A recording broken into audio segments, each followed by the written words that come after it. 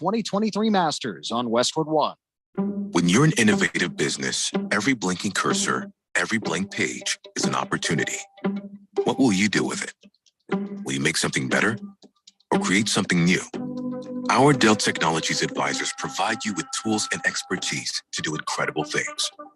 Because we believe there's an innovator in all of us. For advice on smart PCs powered by Intel V Pro that's built for business, call a Dell Technologies advisor at 877-ASK-DELL. Time to get this show started, Kansas City. The countdown is on for the 2023 NFL Draft, and greatness is on the clock. 7 rounds, 3 days, live from Kansas City. There is the reaction. What a dream. Watch live April 27th to 29th with NFL Network draft coverage presented by Verizon and on ABC, ESPN, ESPN Deportes, and streaming on NFL Plus. It all starts April 27th at 8 p.m. Eastern. Visit NFL.com/draft for more information. We had a bit of drizzle about an hour ago at Augusta National. Overcast skies at the moment with just around an hour to go in the first round. Let's check the leaderboard. Sponsored by Dell. For your small business needs, call a Dell Technologies advisor today at 877-ASK-DELL. Victor Hovland, John Rahm, and Brooks Koepka all shoot 7 under 65 today. Hovland didn't have a single bogey on his card. It's the first time he shot in the 60s in 13 career rounds at the Masters. Rahm overcame an opening double bogey to shoot 65. Koepka birdied 3 of the last 4 holes to reach that number. 2 players at 5 under 2 back, Cameron Young and Jason Day. Jordan Spieth has found water on 2 of the last 3 holes, made bogey at 11. Then Spieth dunked his second shot on the redesigned par 5 13th into the tributary of Race Creek in front of the green. Spieth ends up with double bogey there, now 1 under 6 back. From Augusta, I'm Ted Emmerich, Westwood One Sports. Live from the Harmon Solar Studios in Scottsdale. This is KQFN Tempe. Also transmitting on K2560 Phoenix, 99.3 FM. And K240 U Fountain Hills at 95.9 FM. All right, people, settle down. Because it's time for what? Showtime. When does it start? Right now. 3, 2, 1. Let's get on with the show. Let's do it.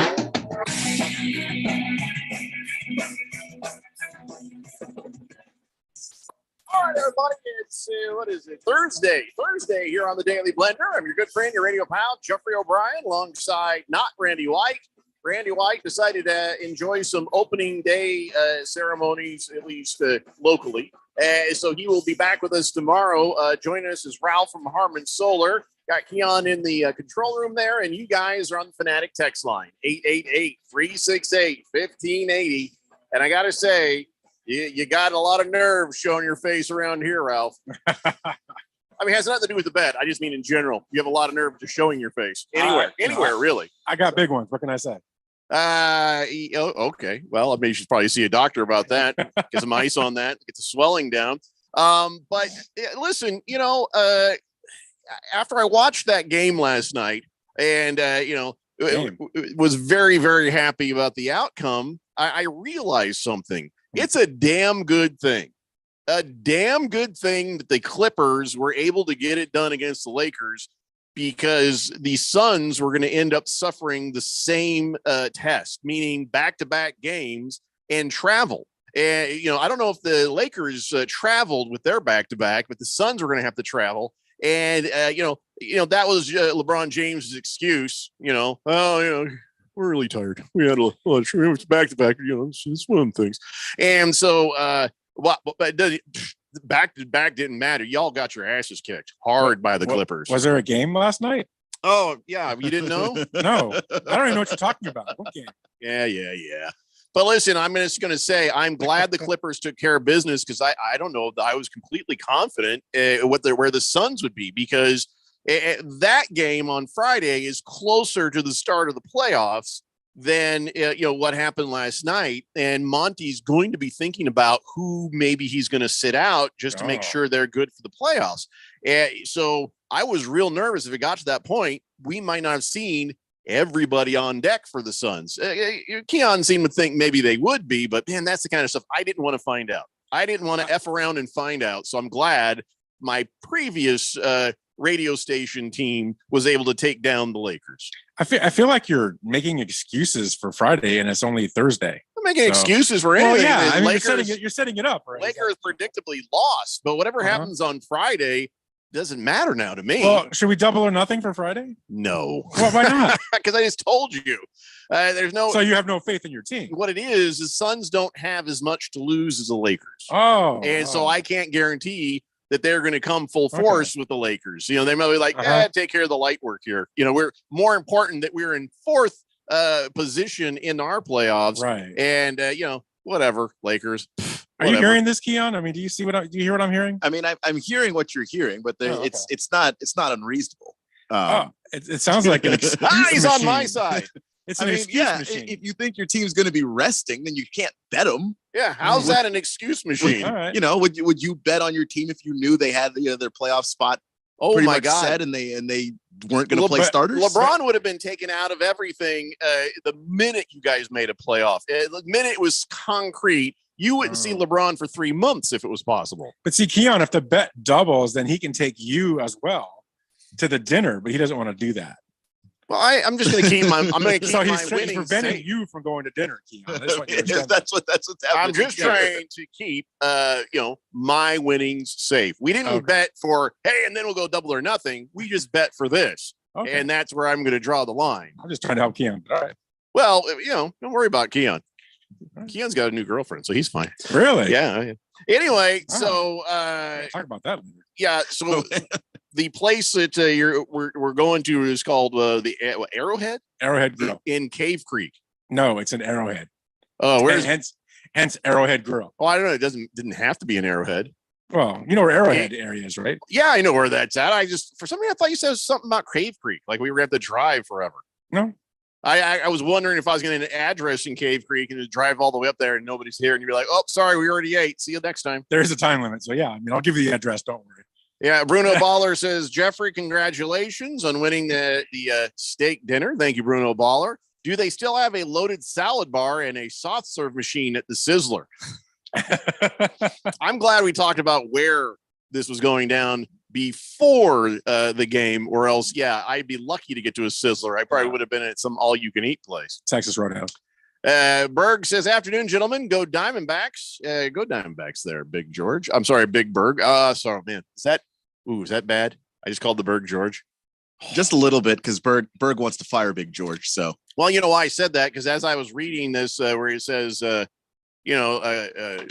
go Diamondbacks, the text above is where he said, take that, Big George. So the word Big George was in my head. So Jet says, I just want to say, burn in hell, Lakers. Oh, man, we should have had Randy send that. Do we have the old version at least? I do not have the old version. It's not on this particular. Burn in hell, Lakers. Darn. Burn in hell. Burn in hell. Sounds like a country Lakers. song when you do it. Burn in hell. I don't like an old style. Yeah, country yeah, song. like a Ding, ding, ding, ding, ding, ding, ding, ding. Burn in hell, you Lakers. Ding, ding, ding, ding. Burn in hell, you Lakers. Ding, ding, ding, ding, ding. Shut the hell up, Ralph. Big George says, Jeffrey, as your legal counsel, well, he is the Daily Blender official legal counsel. I strongly advise you against taking Ralph's double or nothing bet. It's a trap because the Suns are going to be resting players. Take the Oh, win gosh. and suck it, Ralph. I like it. Excuses. George always does this. I say something on the air and then he just types the exact same stuff I have just said as if he's giving me the advice. And I supported him the other day, and he just told me to suck it. So I take my support back. Yeah, I yeah. don't support him anymore. George flops around like the wind sometimes on things. Berg says, you said it, not me. Big Berg, fire Big George. Now we're gonna think maybe we should. He used to be Evil Berg because he used to always crap all over the Suns and stuff like that. And then he's like, because he loved them and he hated how things were going. Then he came back to being normal Berg. So now he's the Berg. And now if we want to call him Big Berg just to mess with George, I'm kind of okay with that. I'm not opposed to it either. Yeah. Thunder Snow says, Jeffrey, I thought the Daily Blender was country free. When I not except for when I mock it. If Yeah, I I'm mean- mocking it, it's one thing. Parody is fine. Oh, you threw the cat across the kitchen. You threw the dog down the laundry chute. You'll probably beat me while I'm sleeping. That's the way you say I love you. Yeah, that's the. And if that's the only country you're going to get out of me, just nonsense. Do you like country, Ralph? I've listened to a lot of it because I lived about 6-7 years in Texas, so Yeah. I've heard a lot. It's okay. There's some of it I like. Some of it's annoying. What I just did there, Grammy. I would win a Grammy probably Yeah. almost immediately. I don't think you would, but I think I would. Fish Tank says, I'm literally cleaning out my fish tank. I was wondering, is this the most meta I'll ever be? Am I in the Matrix? Is this Inception?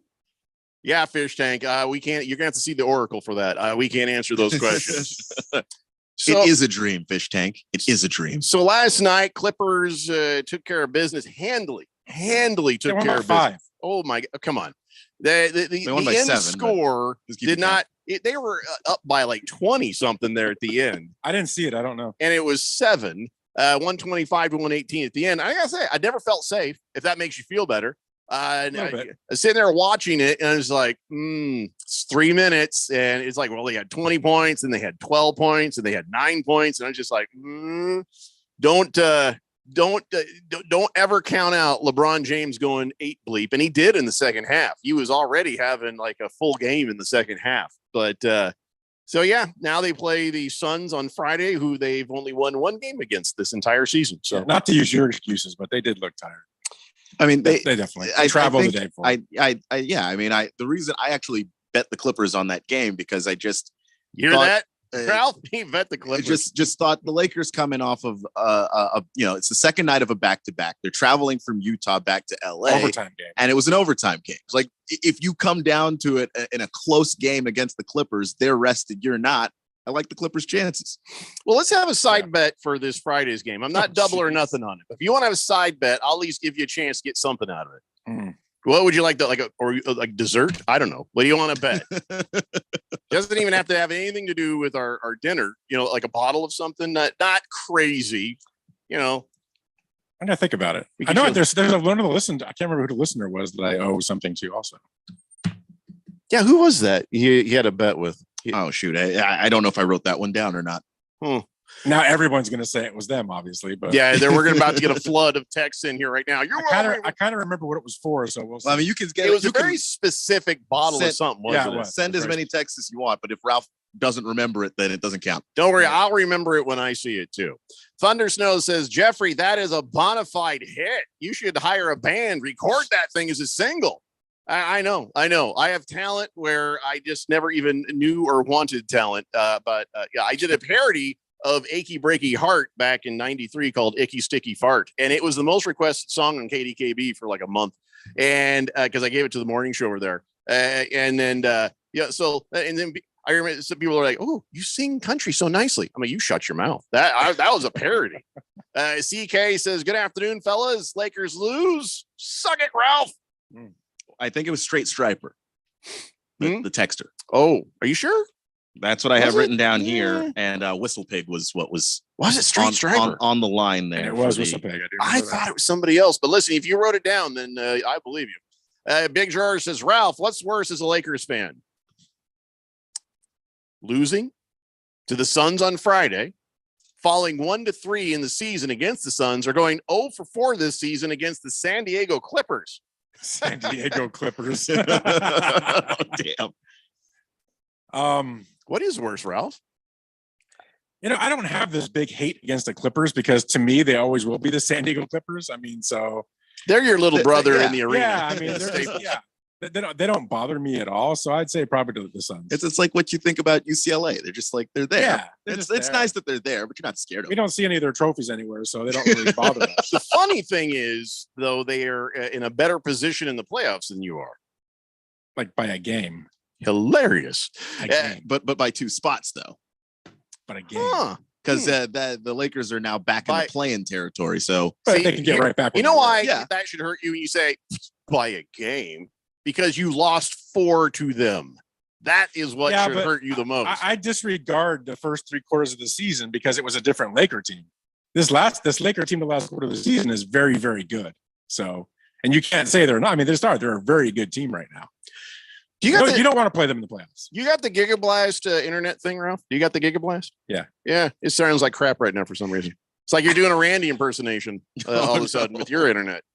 Yeah, we might need to reboot you at the break, just so you know. Okay. And it's not just because you're a Laker fan. I By thought the it was way, because of my words. here comes Ralph. Right, we're getting set up for the thing, and I see him walk in to his camera shot, and I'm like, huh, Dodgers, and well, what's that hat there? I don't know. That's the low A. It's Quakes. The Rancho Cucamonga Quakes. Nice. Yeah. Not a Laker thing in sight. Not even a logo. Not a photo. You look behind him. There's footballs, and then there's the 0% Lakers. Fair weather, Ralph. Thunder Snow says, I don't remember the bet or with who, but I think it was for Whistle Pig. So then, yes, that confirms it that Keon is correct. Cheesehead Bill says Arrowhead Grill has really good butter cake. FYI, They do. what's a butter cake? Just like white. It's what it sounds like. It's a butter cake. It's a white cake. It's just delicious. If Ralph won, says Pinocchio, we would have all lost. Drank a lot last night with our hopes and dreams resting on Russell Westbrook. Suck it, Ralph. It's so funny that everybody's sitting there pulling for that last night. Well, because listen, I can be a little bit, I'll poke you a little bit, but you, my friend, if you had won, you know, you would have been insufferable. Yeah, probably. Probably, yeah. The Berg says, as your new legal counsel, Big Berg, I say don't listen to Big George and his hot takes. Are we really going to do this? Should I call him Big Berg? There's a slip. I kind of like it. Too close to Big Bird. Big Bird.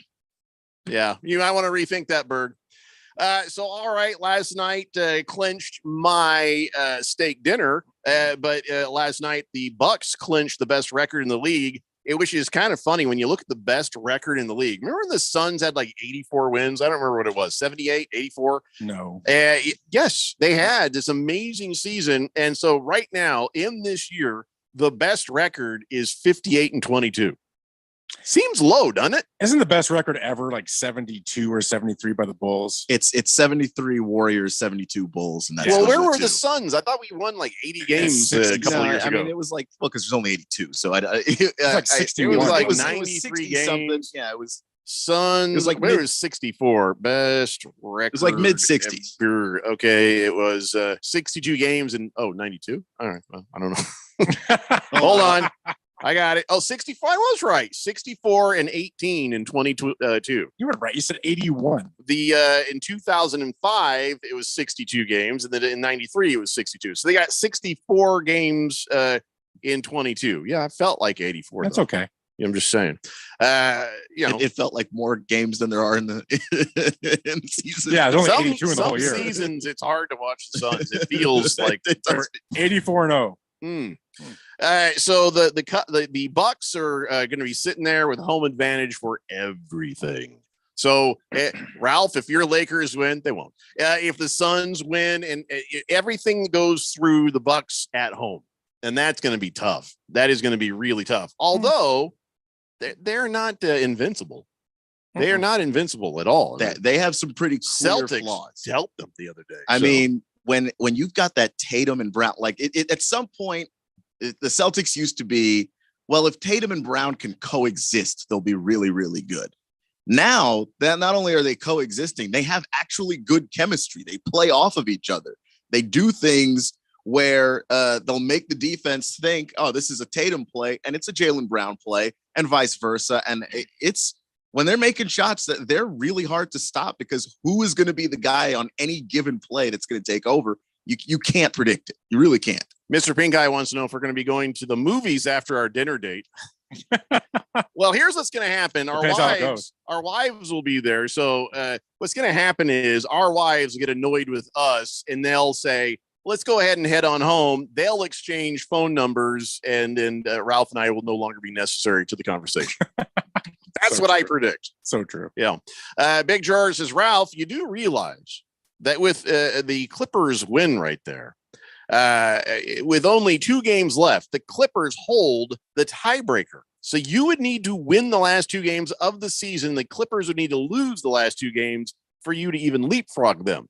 And it's not going to happen. Which is possible. And I'm more thinking about leapfrogging Golden State. So let's see here. Last 2 games of the Clippers, Portland, they're probably going to win that one. Yeah. And then they've got the Suns to end their season. That's easy. And then obviously the Lakers have the Suns next. Easy. And then they end their season with Utah again. Easy. What's Golden State have? I'll go ahead and get herpes. I don't know. Take a look right here. Well, he looks that up. How about it's like a Jameson bottle or a proper 12 bottle bet for the Suns game this weekend? Sure. A simple whiskey bottle bet. So yeah, I could use some more of those. Here's what the Warriors have. Warriors have Kings and then Portland to end the season. But what's interesting there is that both of those games are on the road. The Warriors are terrible on the road. They're 9-31, I think, right now. So, and they don't have, even though Wiggins is coming back, Wiggins is not going to play the last 2 games of the season for them, which would really have helped them play some defense. So I don't know. I think the Warriors actually could go 0-2. Well, Lakers have a shot at going over them because they're not beating the Kings. I can tell you that right now. A loss. Hey, Ralph, do you know anything about golf? Yeah. Have you been watching the Masters at all? I haven't watched it yet. No. Oh, Keon, do you know anything about golf? I know a little. Okay, a little bit. I don't know much about it, but I know that Randy was right just about everything. Randy said John Rahm and Jason Day, and both of those guys are in the top 5 right now. You and I were like, hey, Rory McIlroy. Rory who? No. Right now, as we stand, and I'm sure we're going to have an update here in a minute, but Victor Hovland, John Rahm, Brooks Koepka, they are all tied for first place. It was 7 under par. That's some damn good golf with all 3 of those guys. Where's Shafuffle? Shafuffle is down there tied for 6th place. So he's just down there with so he's there -4. And Shafuffler is also -4, and he's almost done. There's still a little bit of golf going on there in the 16th hole right now. So, yeah. So basically, my Shafuffles and Shafufflers, they're doing all right. But my Rory is just, I don't know. Is he even going to make the cut? He's way down. If I have to scroll 2 or 3 times to get to you, you're probably not making the cut. So I guess we'll figure that out later on. We got to take a break. When we come back, we got more NBA to talk about. And if I actually believe that Ralph knows anything about golf, then we might talk about what's happening at the Masters. If we don't, then I'll just read texts from people who do know what they're talking about. But listen, we got plenty to talk about. I got a bunch of NFL sitting there. I got baseball. I got basketball. I got it all. It's the Daily Blender here on 1580, The Fanatic. This is Brent Musburger's action update on 1580 and 99.3 The Fanatic. The best way to start betting smarter is to sign up for a free VSiN subscription at vsin.com/subscribe. That's vsin.com/subscribe. NBA, the Suns home tonight to take on the Denver Nuggets. Nuggets claiming the top spot in the Western Conference. The Suns of the 4 seed, they're a 10.5-point favorite tonight, -550 on the money line. Denver have lost 3 of their last 4, plus 410. Over under is at 224.5. Utah home to take on Oklahoma City. The Thunder currently reside in the 10th and final playoff spot in the West. They're a 6.5-point road favorite, -270, while the Utah Jazz plus 220 on the money line. Over under in Salt Lake City, 239.5. I'm Tony Desiri with your VSiN action update on 1580 and 99.3 The Fanatic.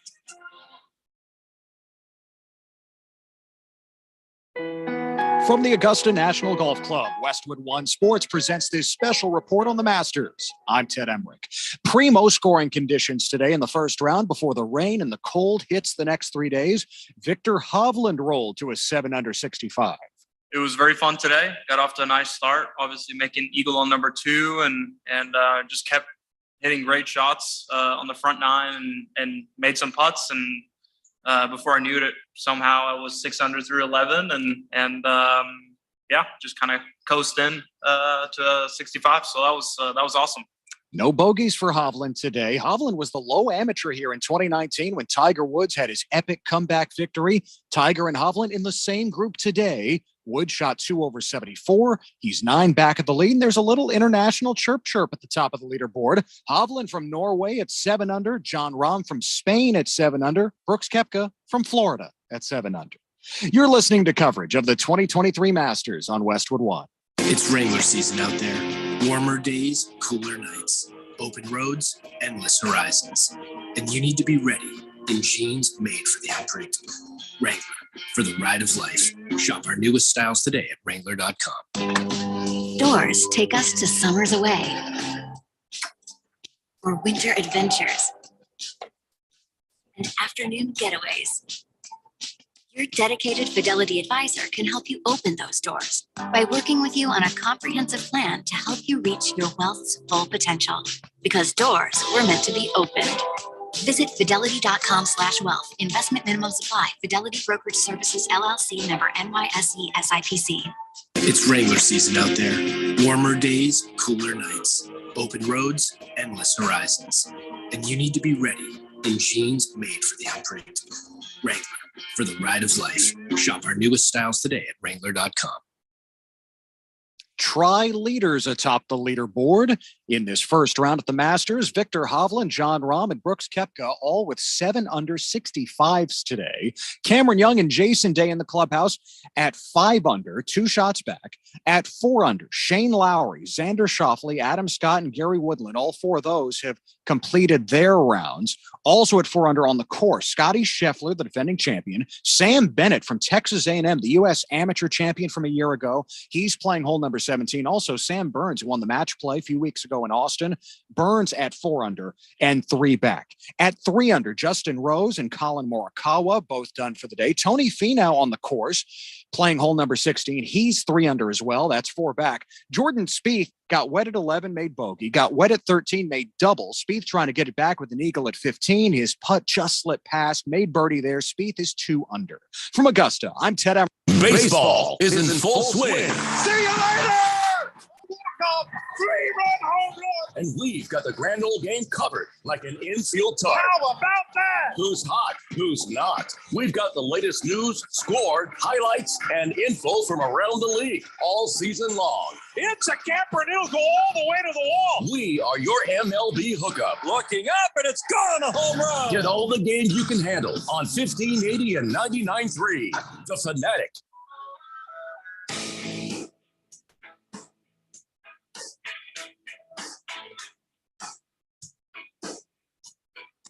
Daily Blender here on 1580 The Fanatic.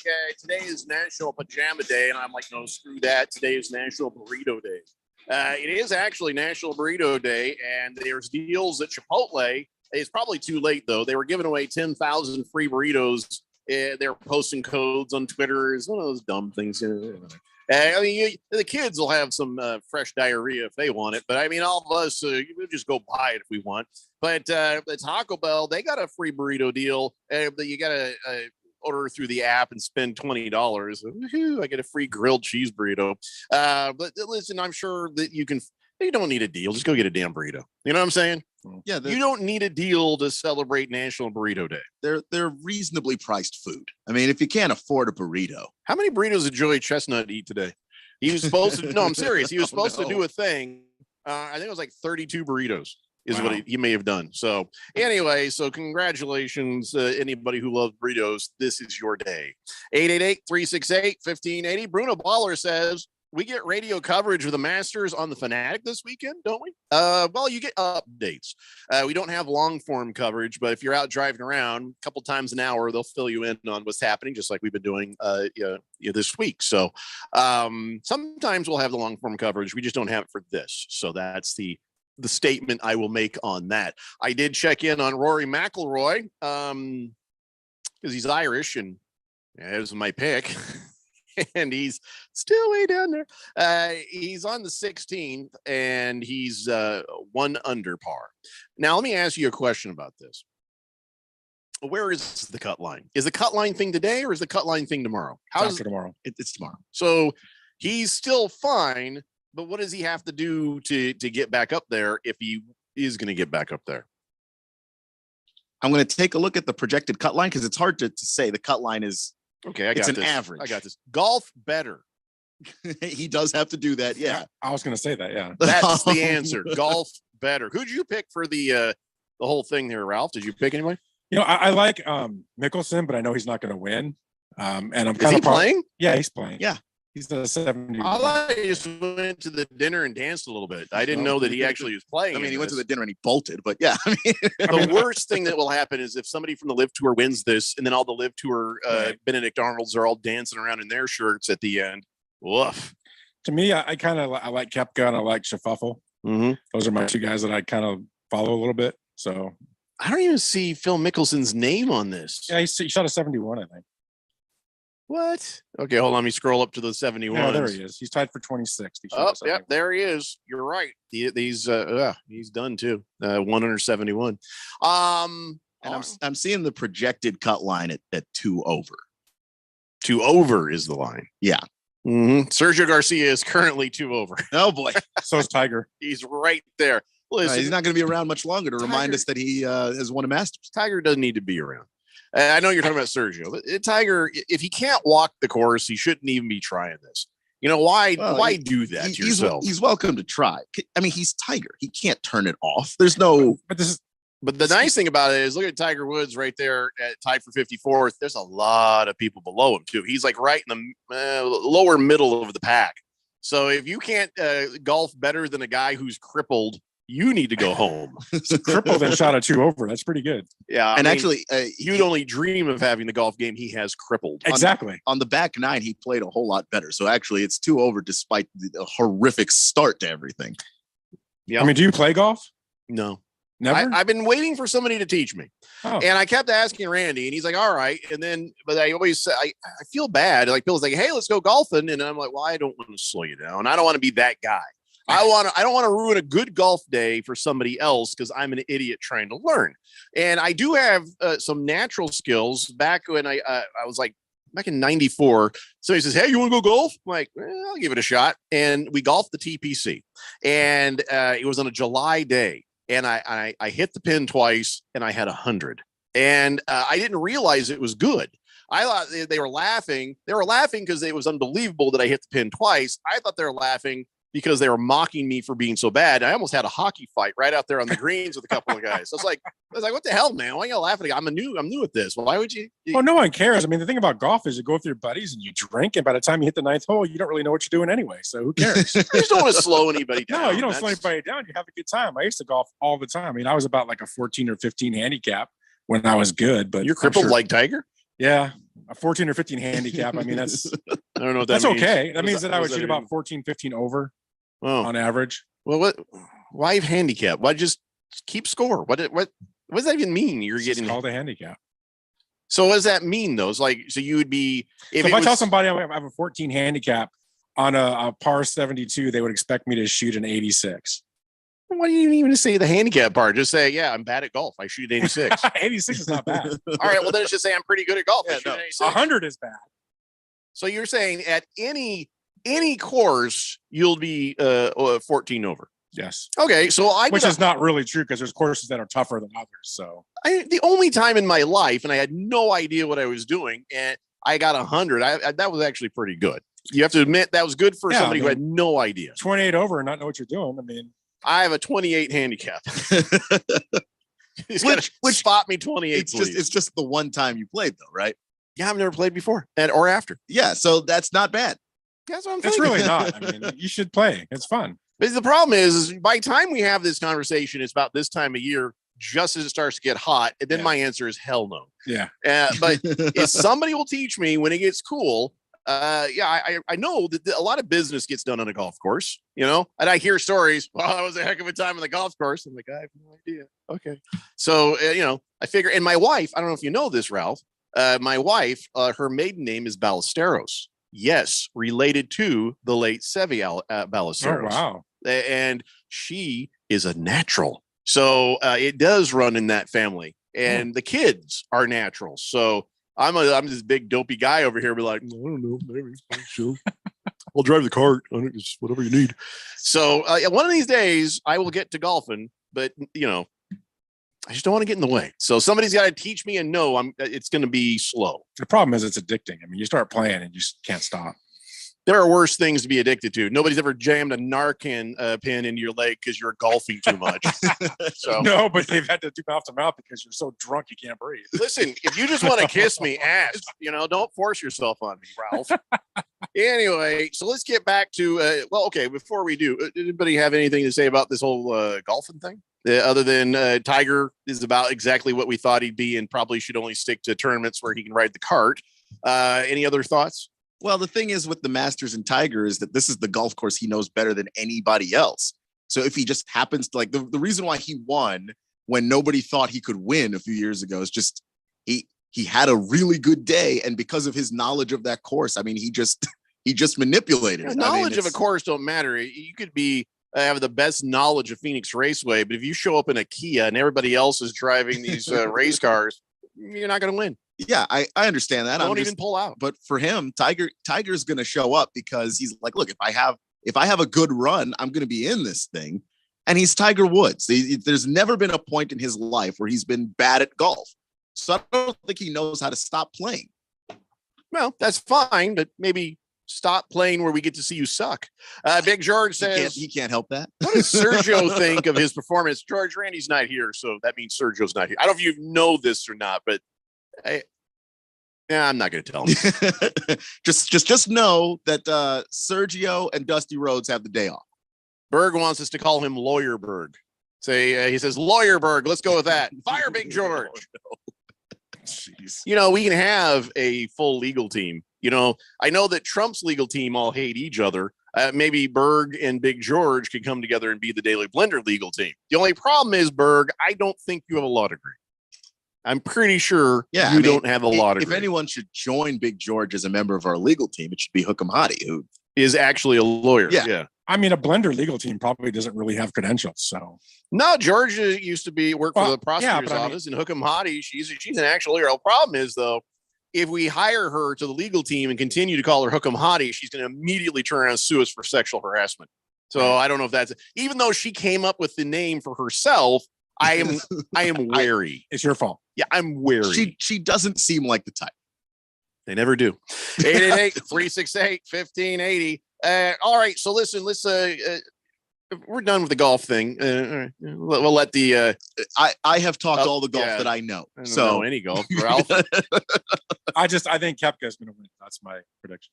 All right, which means Koepka will not win, and but neither will Rory. So I don't know.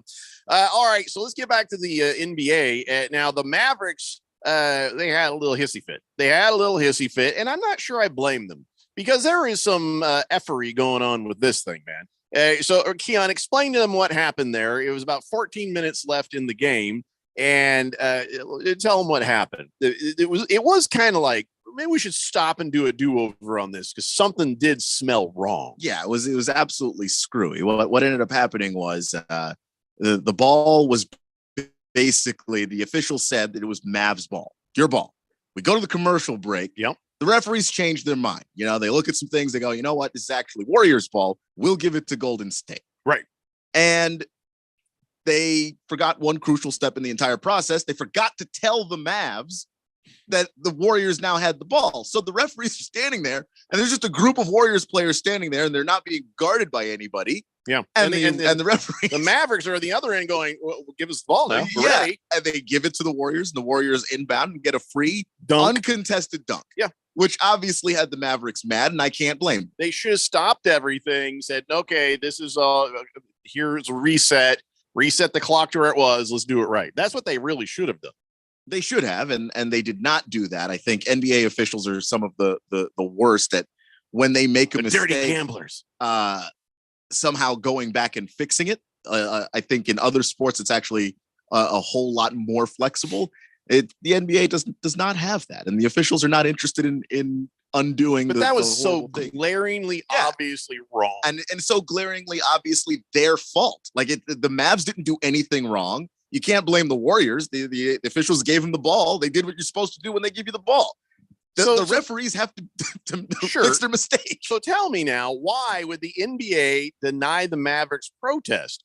Now, what were they looking for in the protest? Were they looking for just to get the W? Were they looking for to take the win away from the other team? What was the whole point of this? I think that they were looking to take the win away from the Warriors. Are the Mavericks in the playoffs? It's a tight race right now, and the Mavs are in that.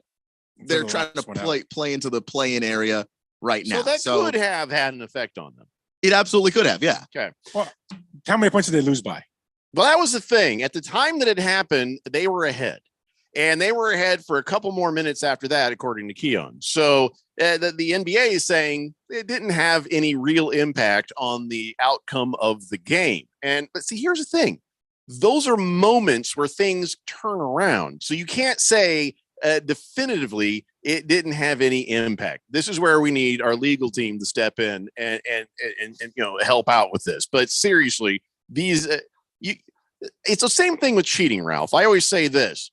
You could say, well, that didn't matter because of this, or the Colts with the deflated balls. Well, they were going to win anyway. We'll never know now, will we? They lost by 2.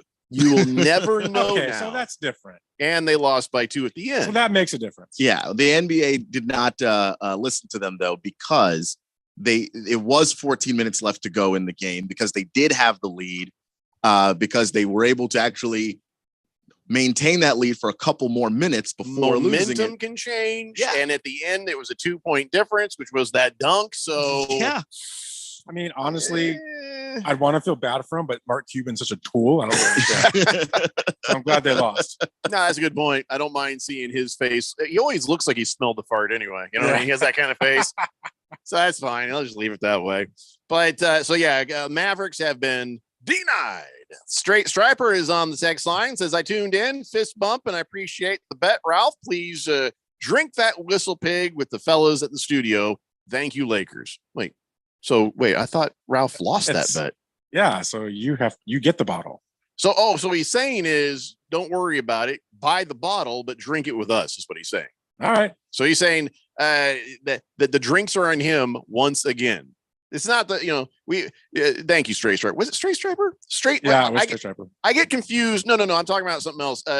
Was it Zay or was it Straight Striper who showed up at the thing and bought us these shots that were ridiculous? I get people confused in my old age.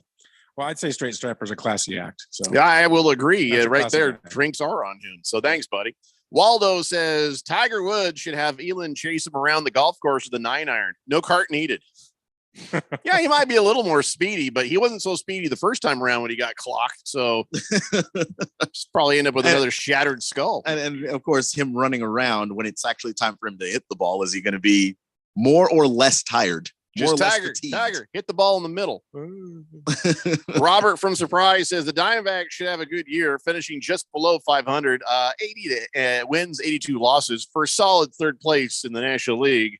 And then he goes with the let's go Dodgers thing. So he was just ripping on us, But listen, when you pay as much as you pay for the Dodgers, your expectations must be higher.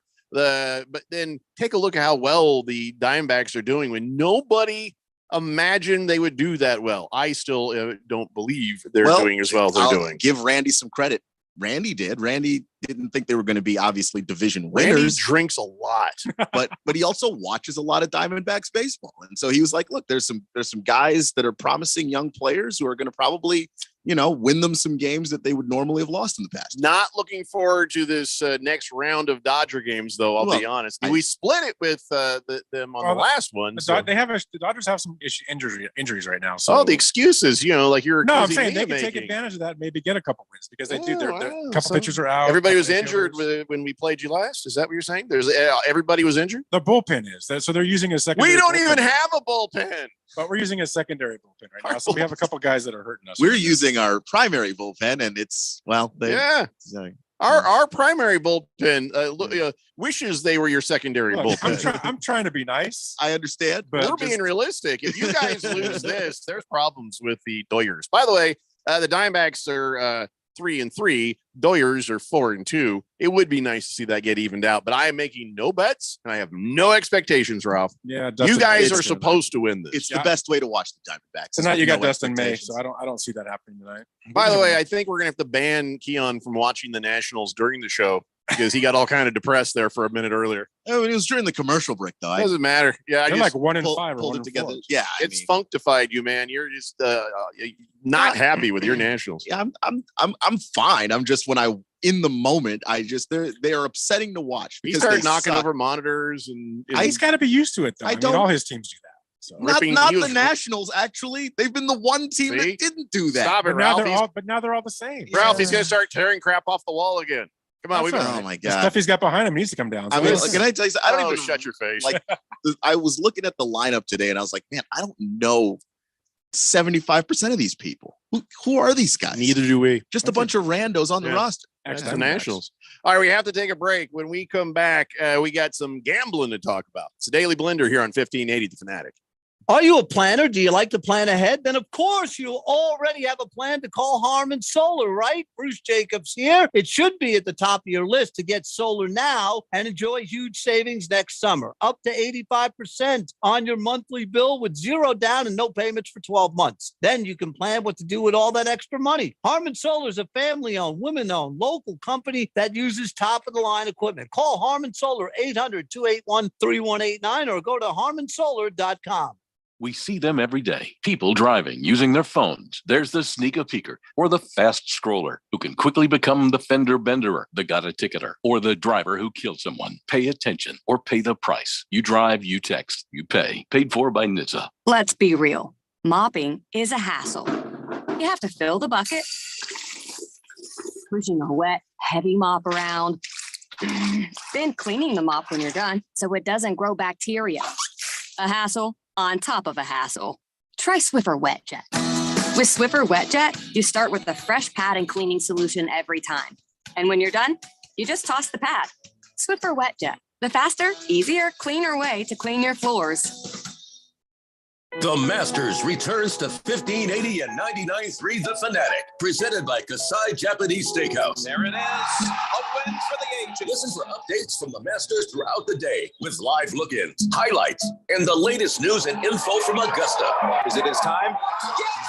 The Masters on The Fanatic is presented by Kasai Japanese Steakhouse, where it's not just dinner, it's dinnertainment. Follow along with the 87th Masters Tournament on 1580 and 99.3 The Fanatic.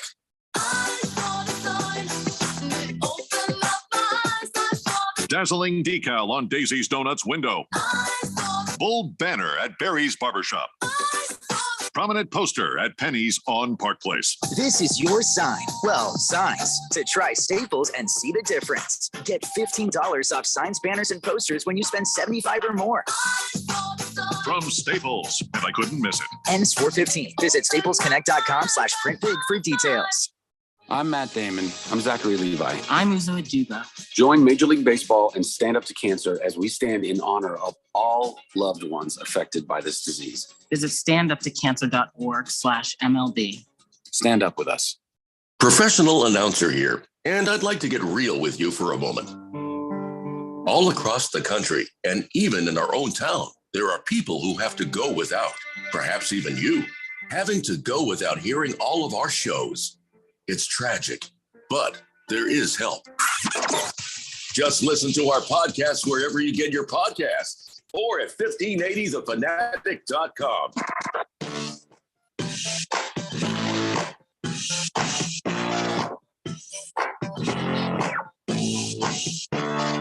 Daily Blender here on 1580 The Fanatic. It was Straight Striper. He's the green tee shots guy. I thought so. Thank you, my friend. Appreciate that. Jack Dog says Lakers suck, Dodgers suck. Ralph, suck it. At least he's consistent. Yeah, I mean, well, you got to appreciate that. Yeah. Boomer Sooner says Jeffco, once his 4-game series with the Dodgers is done, it's only 5 games left against them for the year. Looking forward to that, too. I mean, I saw that on the schedule. And listen, it's respect. You know, Diamondbacks are going to be the surprise team. Yeah, you know, surprise how well they're doing. Surprise if they even come near the playoffs. Surprise if, I don't know, we all pick a different team next year to follow. But still, surprise team. You know, that's what we're hoping for, that the Diamondbacks would just say, better team than we thought they would be. The Dodgers, on the other hand, for all the money they spent, the real surprise would be if they aren't a good team. What money did they spend? More than the Diamondbacks. Well, Guaranteed. everybody did, but I mean, guaranteed. Okay. Probably, I'd say you guys are top 5. Yeah. I don't know. I'm going to pull it up right now. They might be top 5 or maybe right outside of that. But I mean, they've gotten rid of a lot of salaries in the last year. The Dodgers are 5. Yeah. Boom. I like that. Who's top 4? $218 million payroll. Number 4 is the Phillies, which is hilarious. Number 3 is the Padres. Number 2, the Yankees, and number 1, the Mets. Padres are playing like it, except for we took a game away from them, so that wasn't too bad. Listen, that is the biggest problem for the Diamondbacks. There's 2 big problems for the Diamondbacks right now. One is the bullpen is a huge problem. 2, the bats. The bats not coming alive the way they should. When they did beat the Diamondbacks, it was by 2 runs on each game, 2 runs. And the most that we have seen the Arizona Diamondbacks win by so far this year, I'm trying to bring that up, but it keeps taking me back to the Diamondbacks, Dodgers. by the way, 20th in payroll. Wow. Well, they give all these old guys a lot of money to come play. Yeah, I mean, this is stupid. But I mean, and that's the thing. Oh no, they are stupid.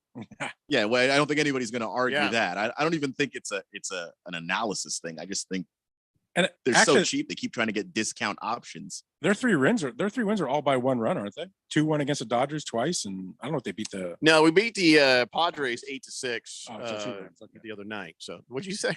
Cheap runs? Yeah, No, he 2 said, runs. he said, well, Oh, 2 runs, they but said cheap runs. No. but they put up 8. So I mean, Yeah, that's as good. They gave up 6. I mean, which figures. Yeah. so yeah, it's it's a better year than we're thinking we're going to get, but it's also so damn early. None of it matters. Week 1. 0% of it matters.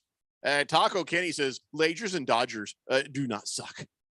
The Lakers and Dodgers do not suck. Hold on, let me write this. I'm going to do some math, Taco Kenny. No, my computations say they do. Keon, did you do the math in there? Does your computation say the same thing? Yeah, I think the math is coming up the same. Yeah. Ralph, Really? how about your computations in there? What do you got? The way I look at it is, You're not even doing math right the now. only I math don't I'm see a doing is pen. I'm counting trophies. All I'm right, counting so Laker trophies, Dodger here's trophies. what the real story is, Taco Kenny. 2 out of 3 mathematicians here did confirm the Lakers and Dodgers suck. So I mean, don't know what to tell you, my friend. Sorry. If you look at every Arizona team, professional team, and you put them together and see how many championship trophies they have, what do you come up with? 1? Your beard, you should just let it grow Is it out 1? of control and long, because It's you're 1. like you're always trying to be a historian. Tell me what's happening now. That's what I want to hear. Okay. Let's see your. Okay, the Kings are in the playoffs. They're one of the top seeds. Who? The Kings. The LA Kings. The Lakers are in the playoffs, and they become one of the top teams in the last part of the season. What? The Dodgers are going to be one of the top teams in the league in this year. Yeah, Every one of we'll my see. teams, the Seahawks are going to be a top team. Every one of my teams is a top team. Oh no, you're serious. Yeah. About the Seahawks. See, that's the one I could see. There's a thing about Ralph. When he doesn't believe what he's talking about, there's a little sparkle in his eye. No, When he knows, that's not true. he That's not knows it's not. It ain't right. It ain't That's right. not true. 888-368-1580. So you got any big bets out there, Ralph? Or are you currently active? In your betting? I have not been active the last couple months. No. How about you, Keon? Yeah, I've been pretty Anything good active. happening? Well, I mean, my big bet that I really paid off for me that was that Scheffel thing, and it was accidental. That was like my big win. You picked the wrong guy. Accidental. Yeah, and he won. I did. I meant to pick. I can't remember who I was trying to You pick. were trying to pick Xander Schauffele, and then you picked Scotty Scheffler. They just thought it was that same guy, and then And Scheffler won. Wow. when I realized I did the wrong, I went back and I placed another bet on the guy I meant to. And so I was covered. So it was the Scheffel cover. But so yeah, I haven't really hit anything big. How much did you win? Oh, 100, 150. I don't know. It was a very small bet for a big payout. Nice. I don't know about you guys, but I'm not gambling more than $1. Sometimes right now I've got a nice chunk of money because I made a bunch of money in my betting. Now I say a bunch more than I put in. I was always doing the small time stuff, right? And I built it up pretty big, and then I kind of got bored. And I was like, you know what? I'm going to put it all on the table. On the Suns to win the championship. I did it before the season started. Oh, that was a mistake. Well, maybe. And I had no idea Kevin Durant was coming. So before Kevin Durant got there, I was just like, well, that's gone. That money's gone. Kevin Durant shows up.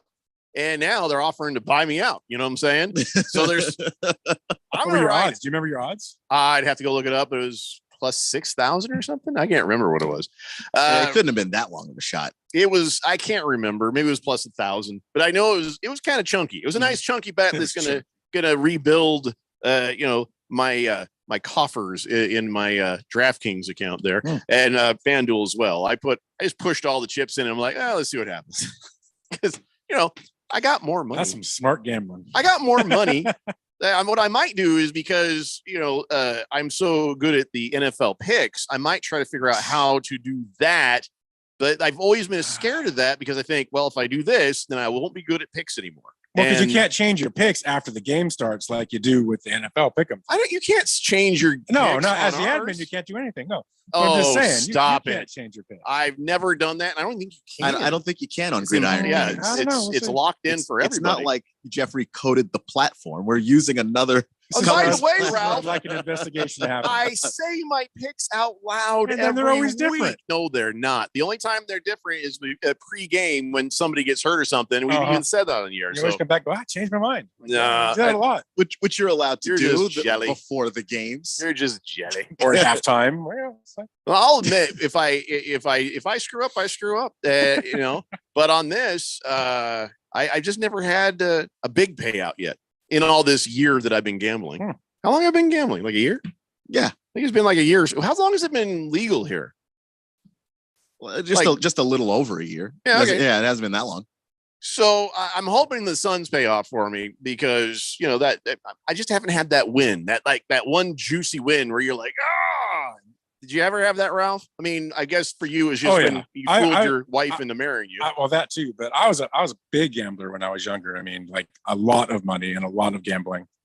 So I actually I lived in Vegas for a year, and I didn't cash a paycheck for about 9 months because I was winning off gambling. Oh, I thought you were saying you lost. No, I didn't need my paycheck because of that gambling. You kept handing them your paycheck. Yeah, no. So I've done a lot of it in the past. I love horse racing too. I'm a big horse. I grew up in the track in Santa Anita Hollywood Park. So well, this is a nice story. A couple in Wisconsin, they won $18,000. You know that 50-50 raffle whenever you go to a game. Mm-hmm. Now you think, well, that's a load of crap. And I'm like, I'll never win that, So, I think I've done it a couple times and I just try to stay away from it. But this couple, they've been trying to have a baby and they ran out of money for fertility treatments. And so, they went to the game, they were hanging out, they bought a 50-50 raffle ticket and they won. And then they took that money and said, this is like, 10 grand a shot. They've been spent up to like 20,000 trying already. And so they put it almost like gambling on your uterus. And they put that money down, got the IVF thing and pow, pregnant. They got pregnant thanks to the 50-50 raffle from the Milwaukee Brewers. Isn't that nice? How about that? Yeah. Aaron and Cassie Murphy had been trying for a long time to have a baby. So they could have spent that money on anything, but they decided to spend it on lack of sleep forever. So, and also, I just wanted to also tell you this story because I know that this is people like, oh, that's nice. That's so nice. Yeah. And this is just for people who don't like this. Erin and her wife are expecting, anytime now. I know somebody's about to drive off the road for that piece of news. God damn it! They'll make great mothers. Oh, jeez. I just got that. Take that, bigots. Anyway, when we come back, we got other really great bets that you would not believe turned into things. Not babies, but money. Actual bets that made money. Some parlays, some future bets. And one guy, you know how I did the March Madness where I just chased chalk? Well, somebody did something similar, but the other direction and actually made a nice chunk of money off it. I'll fill you in and tell you what that all is when we come back. Bert says, why did Dodgers count 60-game fake season as a championship? 162-game season's a championship season. 88's a long time ago, Ralph. It's the Daily Blender here on 1580 The Fanatic. From the Augusta National Golf Club, Westwood One Sports presents this special report on the Masters. I'm Ted Emmerich. One of the long-standing Masters traditions is grouping the defending champion with the reigning U.S. amateur champion. Today, the amateur looked like he belonged. And now the U.S. amateur champ who took it at Ridgewood last year, Sam Bennett. Bennett blew this by about 5 feet. He's got a par putt coming back up the hill. He stands over it. The U.S. amateur champ puts the putter back and made it. It is a bogey-free round of 68 for the U.S. amateur champ, Sam Bennett, who smiles as he takes off his cap and shakes hands with Scotty Scheffler, Max Homa, all their caddies, and we'll have a handshake with his caddy as well as coaches Texas A&M. What a day. It's an exhale and a smile. Like, man, that was cool. Can you imagine? Like Tirico, the call on Sirius XM. Yeah, Bennett, a fifth-year senior at Texas A&M. His coach there, Brian Corton, is his caddy this week. And Bennett shoots 468, just like Scotty Scheffler, who was frustrated on a few occasions today. Both 3 shots back of the leaders. You're listening to coverage of the 2023 Masters on Westwood One. Do you want to know what's trending now? You can defer payments of a full NetSuite implementation for 6 months. No payments and no interest for 6 months. This is a big deal. NetSuite by Oracle has never made an offer like this in its 22 years as the leading cloud financial system. 33,000 companies have already upgraded to NetSuite, gaining visibility and control over their financials, inventory, HR, e-commerce, and more. Everything they need to reduce manual processes, boost efficiency, build forecasts, and increase productivity across every department. In fact, almost 90% of finance leaders agree that NetSuite helps them reduce manual data entry time. Whether your business generates millions or hundreds of millions of dollars, take advantage of this special financing offer of no payments or no interest for 6 months at netsuite.com/golf. That's netsuite.com/golf. netsuite.com/golf. Shadows growing long on the tee at 18. The last group of the day about to tee off there at 18, and everyone chasing the trio of Victor Hovland, Jon Rahm, and Brooks Koepka. Let's check the leaderboard, sponsored by NetSuite. Head to netsuite.com/golf for a special one-of-a-kind financing offer. That's netsuite.com/golf. Hovland, Rahm, and Koepka all shoot 7 under 65 today. Cameron Young, Jason Day, 2 shots back at 5 under. Now, there was a question about an incident at 15 for Koepka. The Masters Competition Committee questioned Koepka and his caddy, Ricky Elliott. Both were adamant no advice was given or requested on the fairway, so no breach of rules, no penalty. Koepka's 65 stands. Among those at 4 under, Shane Lowry and Xander Schauffele. From Augusta, I'm Ted Emmerich. KQFN Tempe, also transmitting on K25CD Phoenix at 99.3 FM. And K242 Rolling Hills at 95.9 FM. All right, people, settle down because it's time. Time for what? Showtime. When does it start? Right now. 3, 2, 1. Let's get on with the show. Let's do it.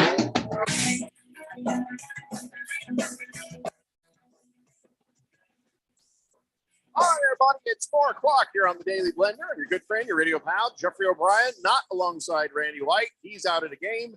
Ralph is here with us from Harmon Solar. We got Keon Rose in the control room, and you guys are on the Fanatic text line, 888-368-1580. As we broadcast live in the Harmon Solar Studios in Scottsdale. Chris the Cook says, Jeffrey, enjoy your fire-roasted bisection of a cow. Where are you going? T-Bone Steakhouse in South Phoenix, Stockyard? Nope. Ralph has been raving about Arrowhead Steakhouse, so we're going there. And I just found out it's in Arrowhead, so that'll be good. 888-368-1580. Bruno Baller says, was Ralph a Dodger fan back in 77 and 78 when they lost the Yankees in the World Series, but then were able to beat the Yankees in 1981? Yes, I grew up in LA, so I watched the Dodgers my whole life. So yes, big fan back then. That was painful. So you just admitted how old you are. I'm old enough. Very old. Bruno Baller also says golf and bowling are similar. I'm not good at either, but I have fun every time I play. Yeah, it's like me too with bowling. I go bowling like once a year to remind myself why I don't go bowling. Not very good at it. I like that my bowling performance is generally I start off great, like, wow, I'm fantastic at this. And then it just trails off every single time. And then you next start thing you know, think about it too much. You're overthinking it. Yeah, that sounds like me. Fish Tank says it's always weird when someone says that them and their partner are trying to have a baby, and you just can't help but go, so you're and she's and you just and okay, cool. Yeah. When two ladies are trying, well, there's outside help for that. Fish Tank. Boomer Sooner says, Jeffrey, I bet Hovland will win. $1 bet. Get me $44. See, there you go. Berg, thank you that. Suck it, Ralph says King of Kittens. Been a while for him. Do you guys get King of Kittens and Kiss the Cook confused with each other sometimes? No. Oh, I do. I can't say that I do, but you actually read the texts, and sometimes you said they're very A similar. lot of K's there. A lot of K's. King of Kittens, that's 3 KKK. Yeah. Oh, Kiss no, Ralph. Just saying. Just saying. King of Kittens says, I keep turning up the radio, but I'm listening on the app. Huh? 888-368-1580. All right, so let's talk about some people who have had a nice amount of amazingness. Here's a guy that I got $25 and I'm going to make a future bet. Remember I told you I made a future bet on the Suns to win the championship. Ralph says I've thrown that money away. We'll find out. You have. And but this guy, you'd look at this guy, say at the beginning of the season and be like, just burn the money. Why are you even placing a bet? Set it on fire. You'll get more out of the warmth than you will out of the bet. Got a future bet. $25. The Sacramento Kings would win the Pacific Division. Wow. First time they've done that in 20 years. They have done it. And that $25 got them $10,000. That's crazy. I thought the Kings were going to be good this year, and I wouldn't have made that bet. Yeah, I would not have thought that they would be better than the Warriors and the Suns, plus the Lakers and the Clippers. Just wouldn't have thought that.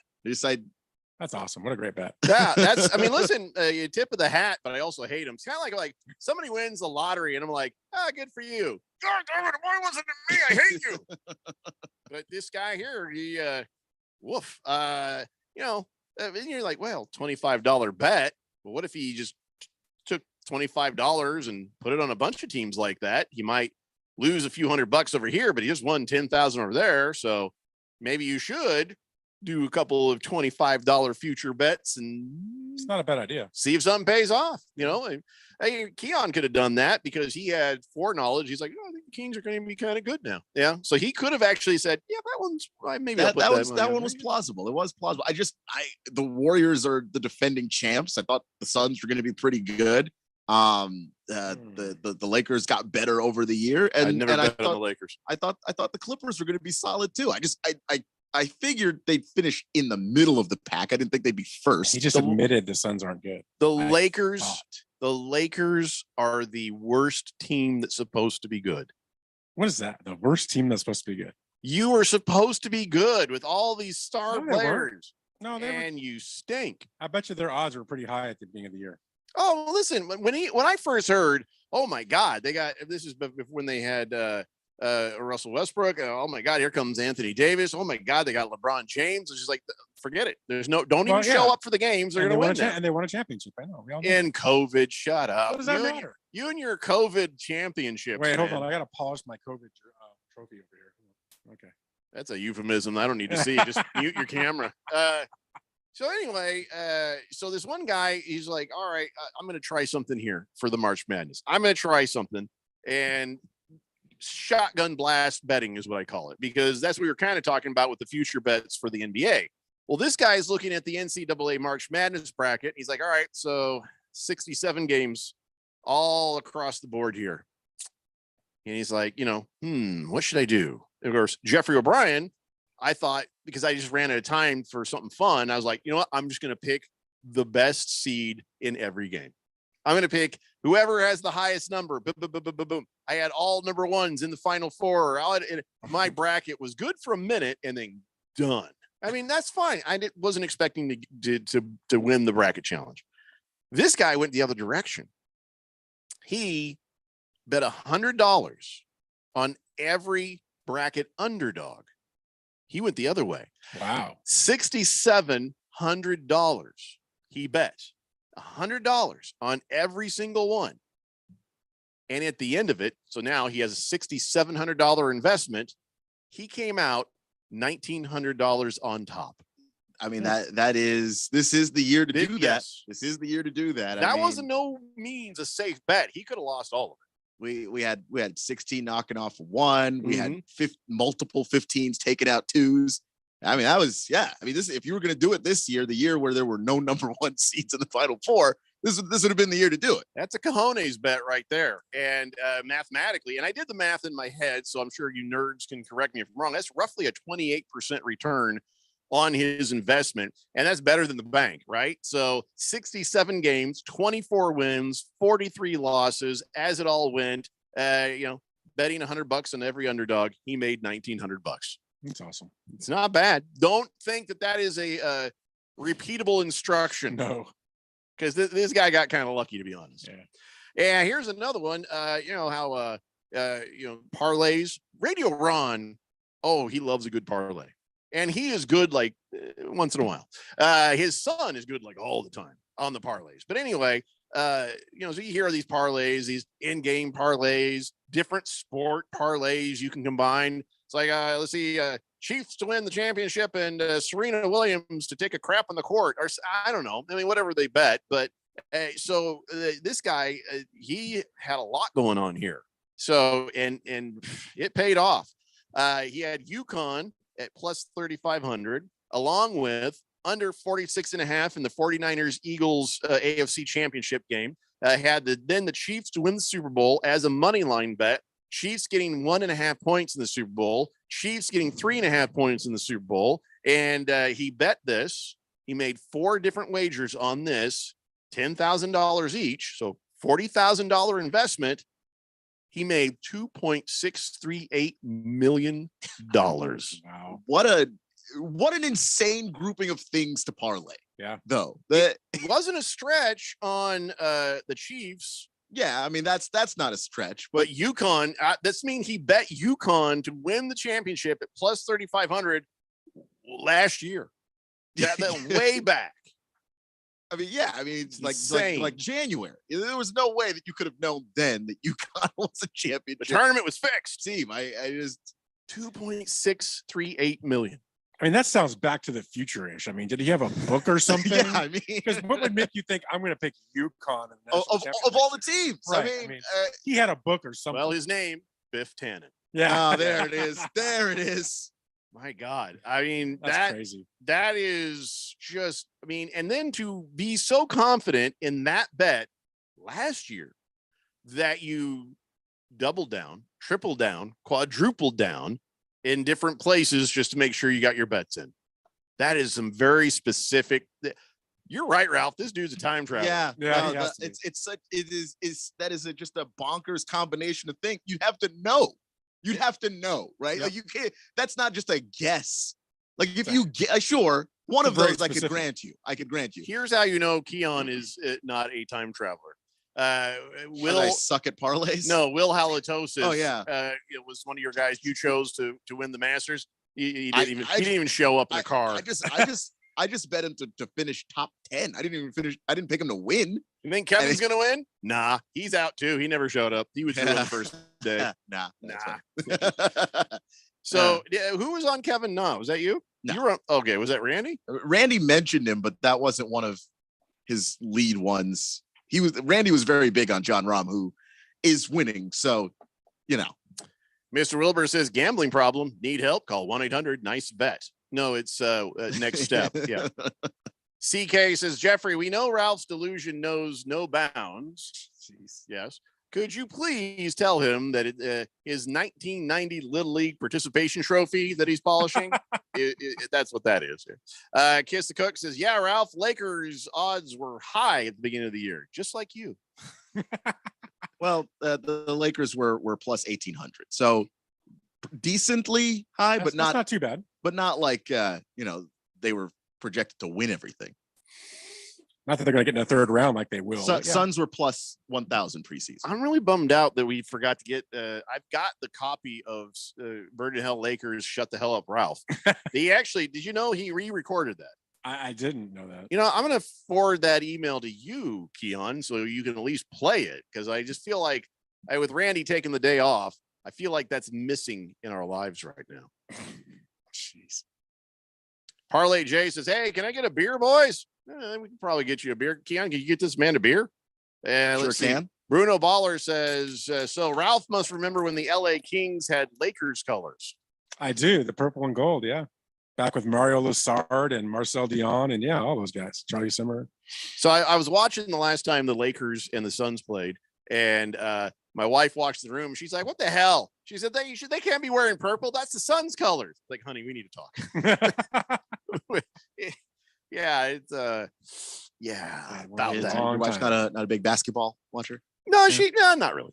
I mean, she loves the Suns. I know she's a big Cards fan, but you can't tell her nothing about the Arizona Cardinals. She'll tell you about the Arizona Cardinals. Can I tell her something? I'm sure I'll learn a lot too. Go ahead, Ralph. You can try. Can I tell her she needs to buy a new jersey because they're changing their uniforms, which makes me sick? I like their old uniforms. They're changing them. I caught a little hell yesterday for Randy. I'm like, I thought their uniforms looked nice. I don't think Kyler Murray is right. I think they look nice and modern. I just like them. I do too. I've never had a problem with them. I have one pet peeve in sports, and that's when teams change their jersey because they think it's going to make a difference. Right And now, just it's a commandos sort of tactic to make you stop thinking about how maybe Michael Bidwell's a piece of crap. That's what Dan Snyder and the Commandos have been using this tactic for years. I felt like the timing on that was timing that I was used to. Yeah. Let me put it that way. Yeah, I'm very familiar with that exact news rotation. Either that or the horrible news comes out, but it's on a Friday, so we don't get to talk about it. I told Keon about the costume change there, and he looked at his watch. And he's like, "Yep, yep, that's about right. It's about scandalous luck. It's time." Do you notice how legendary franchises don't change their jerseys? Like my Colts, like the Dodgers. Who? Like the Dodgers, I've never like the Lakers, like the not Yankees, familiar with like the those Celtics. They don't change those things. Just saying. Well, I don't mind a jersey change if it's cool. I mean, the Colts for a minute were playing around with the fonts, the numbers, and don't do that. And they went back. You don't see that anymore. But by the way, speaking of going back, okay, so listen, Angel Reese, we're on your side. We're all on your side. So maybe you should stop because I was supportive of her when she was doing this, and everybody was like, "Oh, that's classless." Oh, you didn't say classless when the white girl did it, so why are you saying classless when the black girl does it? I don't think it's competitive, and you should just leave them the hell alone. And I was right there with her. When Jill Biden came out and says, "Well, I can't wait to see LSU at the White House, and it'd be great. I'm gonna ask Joe if the other team could come too and just celebrate." And Jill Biden just got caught up in the moment, a little kumbaya, like, "Oh, let's all be together and we're women," and she wasn't trying to insult, but of course, participation trophy haters and even the athletes are like, "Hell's wrong with you, Jill Biden?" And so Caitlin Clark was like, "Yeah, we don't need to be there." And Angel Reese, she tweeted out, "Joke." That was all fine and good. And the White House came out and said, "We have invited LSU to the White House." And that was all they said. And everybody's like, "Okay, well, and they said, "Well, listen, please understand, a spokesman says that she had no disrespect in mind to LSU. Her comments were just intended to applaud the historic game and all the women athletes." And I believe that that's true. It's just a dumb thing for her to say. And so we could have all just been like, "Ha, ha, ha, the doctor is stupid," and gone on with our lives. But then Angel Reese kept going. And she just sort of kept the flamethrower hot. She's like, He doesn't turn off. There's no off. yeah, she's like, "I'm not going to lie to you. I don't accept the apology."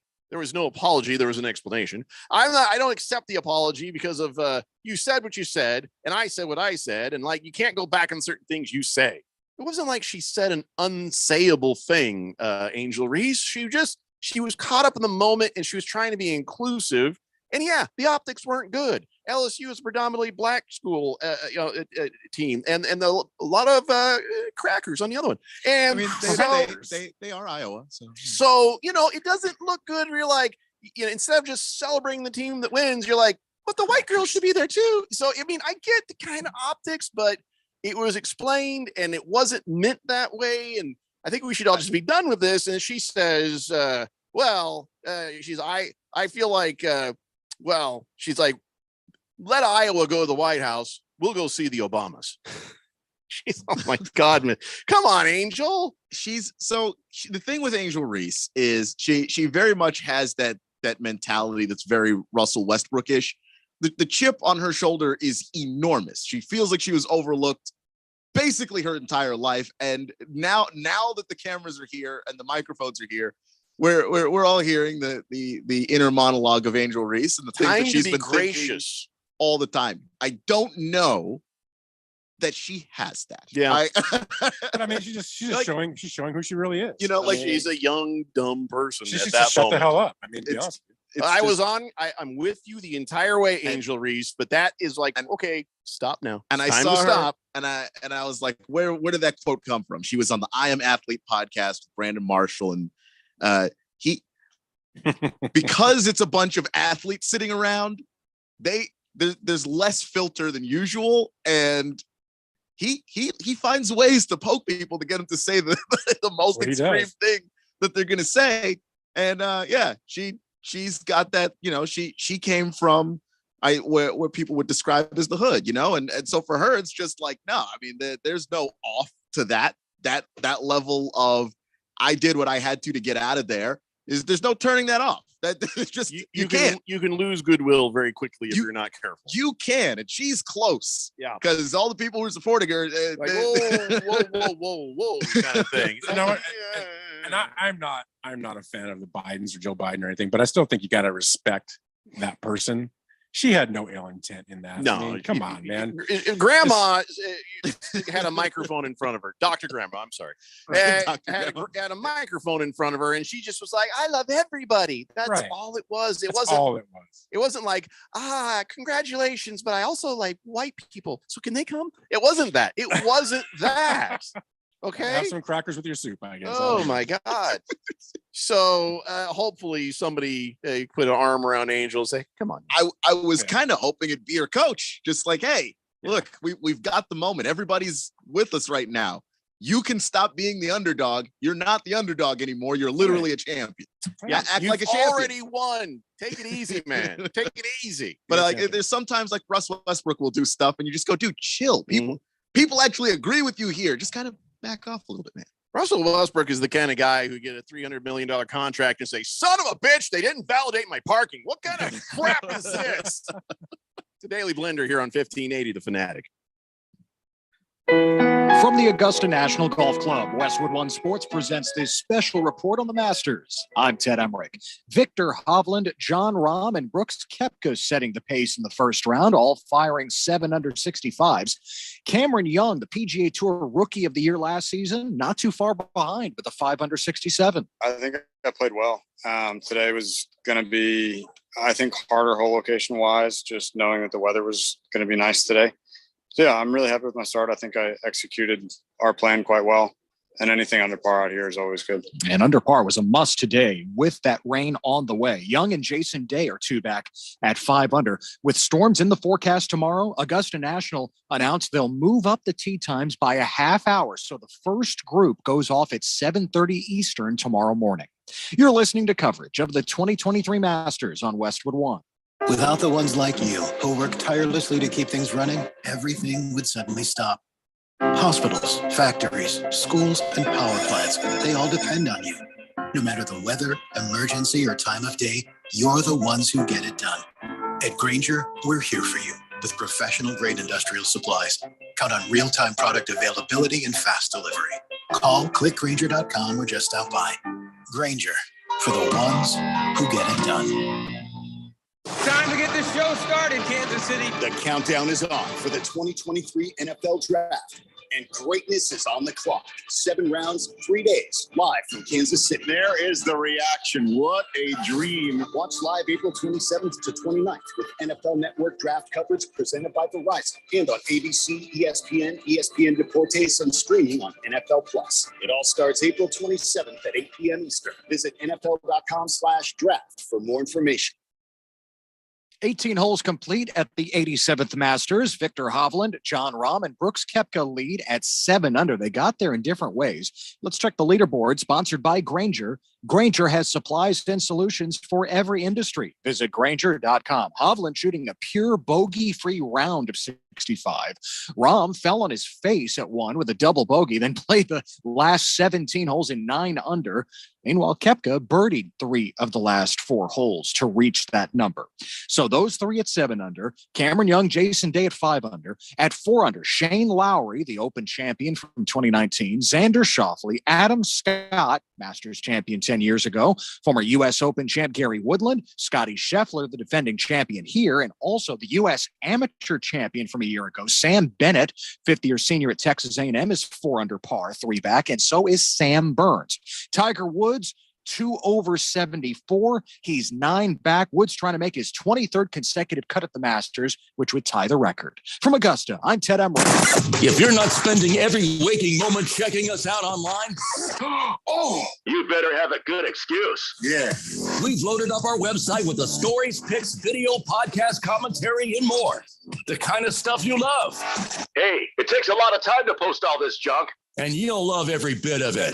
Very well. Or at least most of it. It appears that the website has become alive. Hit it now. It's on the internet. 1580thefanatic.com.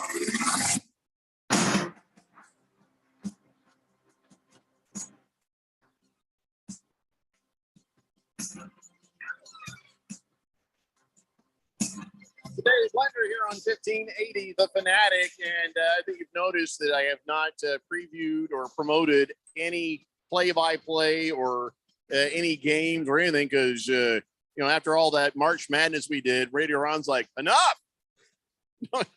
Don't do anything for a while. We don't need anything here. Well, how about some golf updates? All right, that's fine. But outside of that, no play-by-play. Yeah, I'm gonna get my money's worth out of you bastards for at least a month or two. So there's nothing happening. I got nothing to promote. I'm actually looking ahead. I mean, we got to work on Good Friday and Pretty Good Monday. I mean, we don't even get a day off for Easter because it always ends on Sunday. What is Easter always on Sunday? Yes. God, we'll never get Easter off.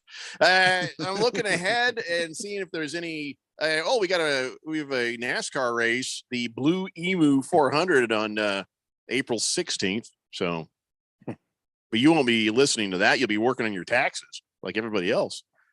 Yeah, there's some races and stuff. And, we got the draft. The draft will be happening on April 27th, and of course, the Daily Blender will do a special draft broadcast. Are you going to be on that, Ralph? I am on. Yeah, absolutely. Can I have a button to mute his mic if I want? I mean, I got lots to say. That's exactly why I need to mute you. Anyway, so yeah, there's nothing going on right now, but trust me, it'll pick back up here pretty soon. 888-368-1580. Hookamati says, y'all leave Bayou Barbie alone. She's been through enough having to live in Louisiana. I don't get it. No, that's because of the eye makeup and yeah, that's her nickname. Oh, so that's okay. She's not Bayou Barbie. Yeah, Bayou. Really? Yeah, Bayou Barbie. Jagdog says, I took my broken vacuum cleaner back to the store. They put a Dodgers jersey on it. Now it sucks again. Baker's Cocky Hen says, I love her attitude. I think she's just trolling everyone. I don't think she really even cares. That's possible. It's possible she's just talking to talk, but that's a dangerous thing when you're an amateur, when you're not quite getting paid yet. That could affect her later on if she's not careful. Though she is actually one of the top NIL getters in college. So athletics. She's already getting paid. Yeah, so she's doing all right. That's the problem right now. The NIL is doing that. Right. You might not be old enough to understand this reference, but if I were another player and I wanted to troll her, Angel Reese, I'd call her Della. Della. Call her Della Reese. Yeah. You don't know who she is? No. Yeah. I don't remember what she used to do. She was on some show, but Della Reese. Yeah. Cass the Cook says, wrong. The Celtics at one time had black jerseys, What? But Cass that was Cook, an alternate jersey. And also, it was probably green, and you just saw it in black and white. That's my guess. I don't know. I'm gonna stick to it. Hefty Lefty says the Lakers road purple jersey has been awful the past few years with the black down the side there. I wish Adidas would get the jersey contract back for the NBA. Do you think they have anything to do with that, the design part of it? I mean, it's Nike's got the jerseys, and yeah, the when you have the jersey rights in the league, you can within jerk around with it all you want. Within reason, you get to put out alternate jerseys and redesign certain things, and yeah, so that's what why Nike's is Adidas better than at jerseys than Nike? Because Adidas didn't change anything. Yeah, so if you like the jerseys the way they used to be, I got you. Adidas was great. If you like the jerseys, this the city jerseys, all that other stuff, then Nike knows Nike's better where than you're at. anybody else. So. Silly Wabbit says, Ralph, what about the Sea Chickens color rush outfits that look like mosquito killer lamps? That is actually, you know why I like those jerseys? I like them for one reason only, and I bought one for one reason only. Because I hate them. Pisses everybody off. Oh, I hate them. It's the only reason I like. They look like the that green unused highlighter that's in everybody's cup. Nobody uses it. I am excited that this year the Seahawks will be wearing their old jerseys or old uniforms again for like 3 games. Old jerseys. Yeah, the old they used to look like the silver helmet with the blue and the silver pants. Those were cool. Those jerseys were so sick. Why is your team so stupid? Why? I wish they still had that uniform. I think that's just pure. I love that uniform. They're wearing it 3 times this year. It's gonna be awesome. Yeah. Well, maybe it'll catch on. Rough Rob says so. Keon has not watched Harlem Nights. I know. I actually he doesn't recognize the name. That's what it was. Yeah, I actually have seen Harlem Nights. When I googled her just now, and it's like, yeah, I've seen Harlem Nights, and yeah, she was amazing. Kiss the Cook says you should have Ralph prepare and serve you wearing assless chaps, and he'd have to say, "Hi, I'm your personal server. I'm Ralph, and I suck at betting." Jesus, Kiss the Cook. It was just a simple gentlemanly bet. First off, I'm the one that loses for having to see Ralph in assless chaps. Okay. No, you also. I don't want him serving me because since it's a bet that he lost, there'd be a little extra sneeze in there somewhere. I don't need that. I don't want any the foreign objects in my steak. Let's just say the assless chaps would play into that a little bit. Exactly. Yeah. I'm just a man. If you look at his face, you can imagine the other end's just as hairy. Yeah. I don't want any of that getting into my food. Keon gets leftovers. I want Ralph in a hazmat suit if you serve me. I'll become a vegetarian, sir, for a day. That's don't worry, we're gonna bring you some meat. No. I just eat broccoli now. Might have hair on it. I don't want your Vienna sausage anywhere near my food. Big George says next official holiday that you guys should get off is Memorial Day and the Juneteenth. Make sure Radio Ron gives you Juneteenth off since he already forgot about Martin Luther King Day and what was the other one? President's Day. Yeah, we worked both those days and didn't realize they were supposed to be days we got off. President's Day and I don't know. I don't think Juneteenth is in the handbook yet. So 888-368-1580. All right, what are we going to talk about? What do you guys want to talk about? You want to talk baseball? Do you want to talk about some football? What do you want to talk about? Anyone? Yeah, I'd like to go football. Go right to football. We've been trying to get there for a couple of days, so. Well, we kind of got there some yesterday. Yeah, just at the tail end. We talked about 2 things in the last hour yesterday, and then we were done. Fantastic. All right, I'm just going to start in a random spot because there's just so much stuff to talk about. So when the Bills came out and said, all right, here we go. We got all our documents signed for Erie County to review for this new stadium. I thought the Bills were moving out of town, out of Buffalo or wherever the hell where the hell are they? Are they in New Jersey? Where's Buffalo? No, Buffalo's in New York. Right, it's the Giants and the Jets play in Jersey. Okay. So they were moving farther away from Buffalo and they bought some land and everybody's like, holy crap, they're moving out of town. Now I hear that all this paperwork is for a 30-year lease on a new stadium that will be built adjacent to the current stadium in Orchard Park. So here's the big question. Nobody has told me yet. Will the thing have a dome? Will this thing have a roof? No. How stupid are the people of Buffalo, New York? No, it's an advantage. It's a home field advantage. For the team, not so much for the frozen people who have to pay so much money for them tickets. But heat the damn seats at least. Run a cord through there. You know the people who are from up north. They take pride in the fact that they're out there in the cold, freezing their nads off. Why? I don't know. I don't think that's Well, something. that's a to be proud of. misconception. They're not freezing their nads off. Their nads are getting frozen to those damn benches. Good That's point. what's happening. Good point. All I'm saying is that they're proud of it. Like They couldn't people leave wear if that they as wanted to. as a badge of honor, and I'm like, Yeah. if you want, Well, can't Ralph, put you 'em in spent time in Minnesota, and that's a badge of honor for those nut jobs up there too. But they were smart enough to build an enclosed stadium. I And- just think it takes away from the game when you do that. I love the weather. I mean, it makes a big Okay, difference. here's the problem, Ralph. Back in the day, when you and I were kids watching football, rough and tumble, it was fun when you saw a mud game. It was fun when you saw a snow game. But the stakes have gotten so much higher now, and everybody is getting injured, and every little thing can have an impact on every little thing. And I would sit out there and freeze with my team too, but it's not the same. These are not the same beasts that used to play the game. These are all highly tuned athletes, and they have to be taken care of. And oh my God, I got turf toe. Nobody had turf toe back when we were watching football before. Nobody. They did. They Nobody. Just No, you know what they had? turf You had a toe. mother effing limp. That's what you had. That's all you had. Well, he's got a little limp. Well, yeah, work because it out. you play with the 300-pound linemen we have that run sub 540s. You limp, you're dead. I mean, you're gonna die. Back in our day, you played. Ndamukong Suh is you gonna get break you impaled like a by twig. rebarb, and you'd still play. I just think it loses something when you start putting everybody in a dome. Like the Cardinals should play in an outdoor stadium. Who gives a crap? Too hot. Who cares? That should be their advantage in September. Again, it's for the They did it paying for- customer comfort, please. Yeah. But they did it for a while. Your idiot team plays in the rain. I'm just I like, think it's- holy but it's an crap. advantage for them. I think that's great. I just At think least give the stadium umbrella that opens up. when you build a stadium in a cold weather area and there is no dome, just understand you will never host a Super Bowl. But then do that's it the like- only thing. Do it like LA. Do it like LA did it. LA has the umbrella kind of thing where it's a free flowing air. I mean, so it'll still be I'd be freezing. fine. I'd be good with that. I'd be good with that. I don't mind a little cold, but too much wind that affects the game. Too much snow on the ground that affects the game. But it affects the come game. spend some time in the studio. You'll see how much I'd I like. tend to agree with Ralph on this. That it affects the game, but it affects the game in a way that you get to go, this is our house. Right. And we're going to build our team. Like the Packers, notoriously, when it comes to the end of the year, they win a lot in Lambeau because that's the cold. We own it. You don't.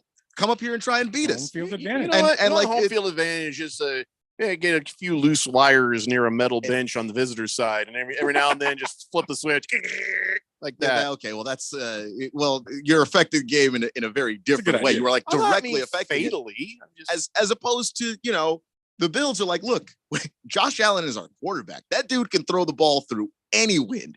Your quarterback can't. Yeah. Good Speaking of luck. Jared Goff, he does not play well outside in cold. No, he does not. But that one game he did. So I mean, I think maybe he's getting used to it, but it's. I think he heard people talking and was like, what? But I think dome teams are at a disadvantage for that exact reason. They're so used to these comfy little domes.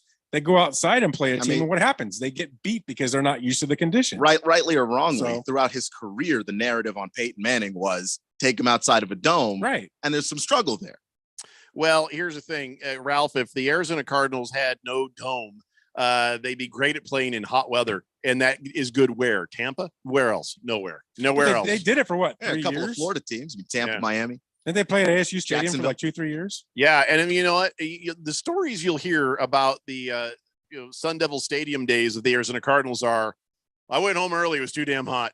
Well, they go home. That's because nobody was scoring on their side. They just left. No, it was just like Ralph his entire time in college. Nobody was scoring, and so they. Mystery Girl says, "Yes, let's talk football. Football." Mystery Girl loves some football. All right, and look at that. She was flirting with you back in February 10th. Says Keon barely looks 25. He's not 32. You're right. I'm 33 now. He's taken. Kyle For now. G says, "Wow, Jeff, gaslighting the players, saying you need a dome because they're soft. Admit it. You're a pansy who doesn't want to be cold or wet at the stadium."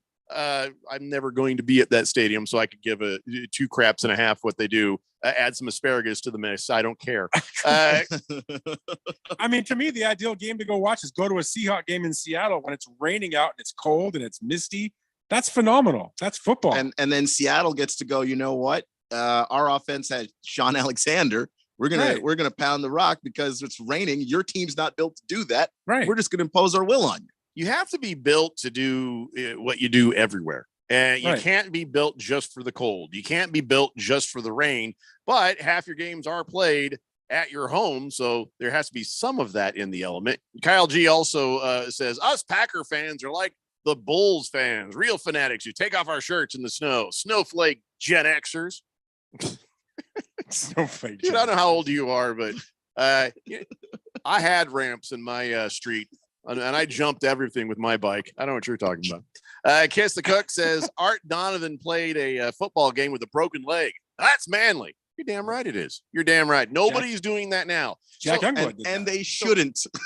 so understand, Kyle G. I don't care. For me, I'll go sit in the snow and I'll watch a team. I'll enjoy that experience of a rain game or a mud game or whatever. I've played in the snow in the rain when I was in junior high and up in Oregon before I moved down here. And the sound the rain makes on your helmet, that was just like, I just love that feel out there, man. And, there was a element of danger, but you know what it was? We weren't worried about hurting our ankles. We were worried about losing traction and letting somebody sled us, back into, the backfield. So, don't get me wrong. I'm looking at the people who are playing the game today. I'm looking at what Keon said, because this is a business and you've got to be able to host a Super Bowl. So now the Bills are going to build this new stadium right next to the old stadium, and they'll be no closer to ever getting to do that. And that does matter to that municipality. And it does matter to these fans, they're like, but you know what? They're all on the inside going, I wish we had a roof. They are. They're just freezing their balls off out there. I mean, the NFL, we had the Super Bowl in New York when the Jets and the Giants moved to the new Meadowlands, and you know what? That was miserable for everybody because they had the Super Bowl parties during the week and all of that stuff, and people were cold, and the league was just like, yeah, no, the money being spent was down. We're not doing this again. Who won that Super Bowl? Oh yeah, Seattle did. So yeah, just have to sneak that in there. Yeah, I had to sneak it in.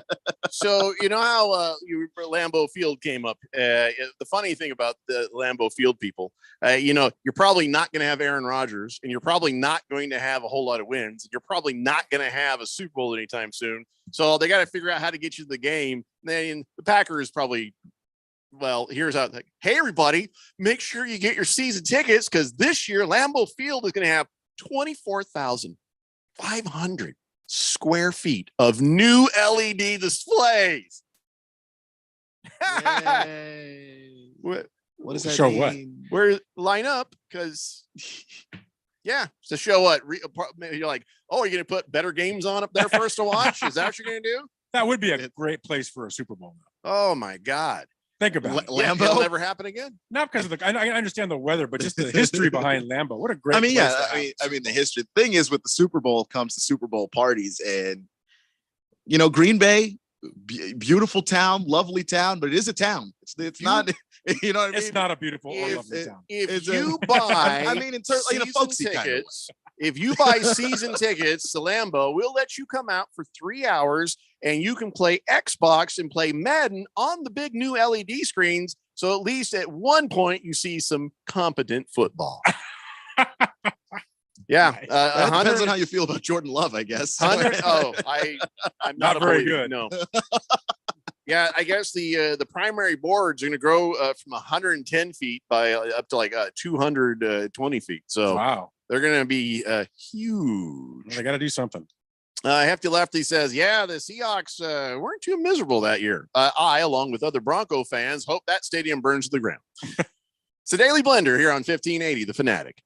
Business people like it straight and to the point. So here it is. Bruce Jacobs here to tell you take control of your utility expenses by calling Harmon Solar right now. They can save up to 80% on that monthly electric bill with zero down and no payments for 12 months. Level your energy costs, protect yourself from inflation. How's that for straight and to the point? Here's more. Harmon Solar is a local family-owned company that uses top-of-the-line equipment. Call Harmon Solar 800-281-3189 or go to harmonsolar.com.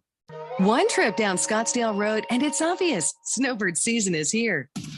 You know what else is on Scottsdale Road? The absolute best restaurant to take your out-of-town friends and family to. Kasai Japanese Steakhouse. No one does it better than Kasai, where talented Teppan chefs create the food, fire, and fun of teppanyaki. Kasai Japanese Steakhouse is dinnertainment at its best, where a delicious 7-course meal is prepared right at your table with flair. It's the perfect choice for any occasion. Choose from over 50 different items and combinations of teppanyaki. Looking for a great dining without the show? Kasai offers an awesome selection of Asian-inspired dishes and tasty sushi. Happy hour deals daily until 6 p.m. And enjoy outdoor dining on our heated patio. So whether here on a golfing trip, for spring training, or just to enjoy our Arizona sunshine, don't just take your guests to dinner. Take them to Kasai Japanese Steakhouse for dinnertainment. Visit KasaiScottsdale.com. That's KASAI Scottsdale.com or call 480-607-1114.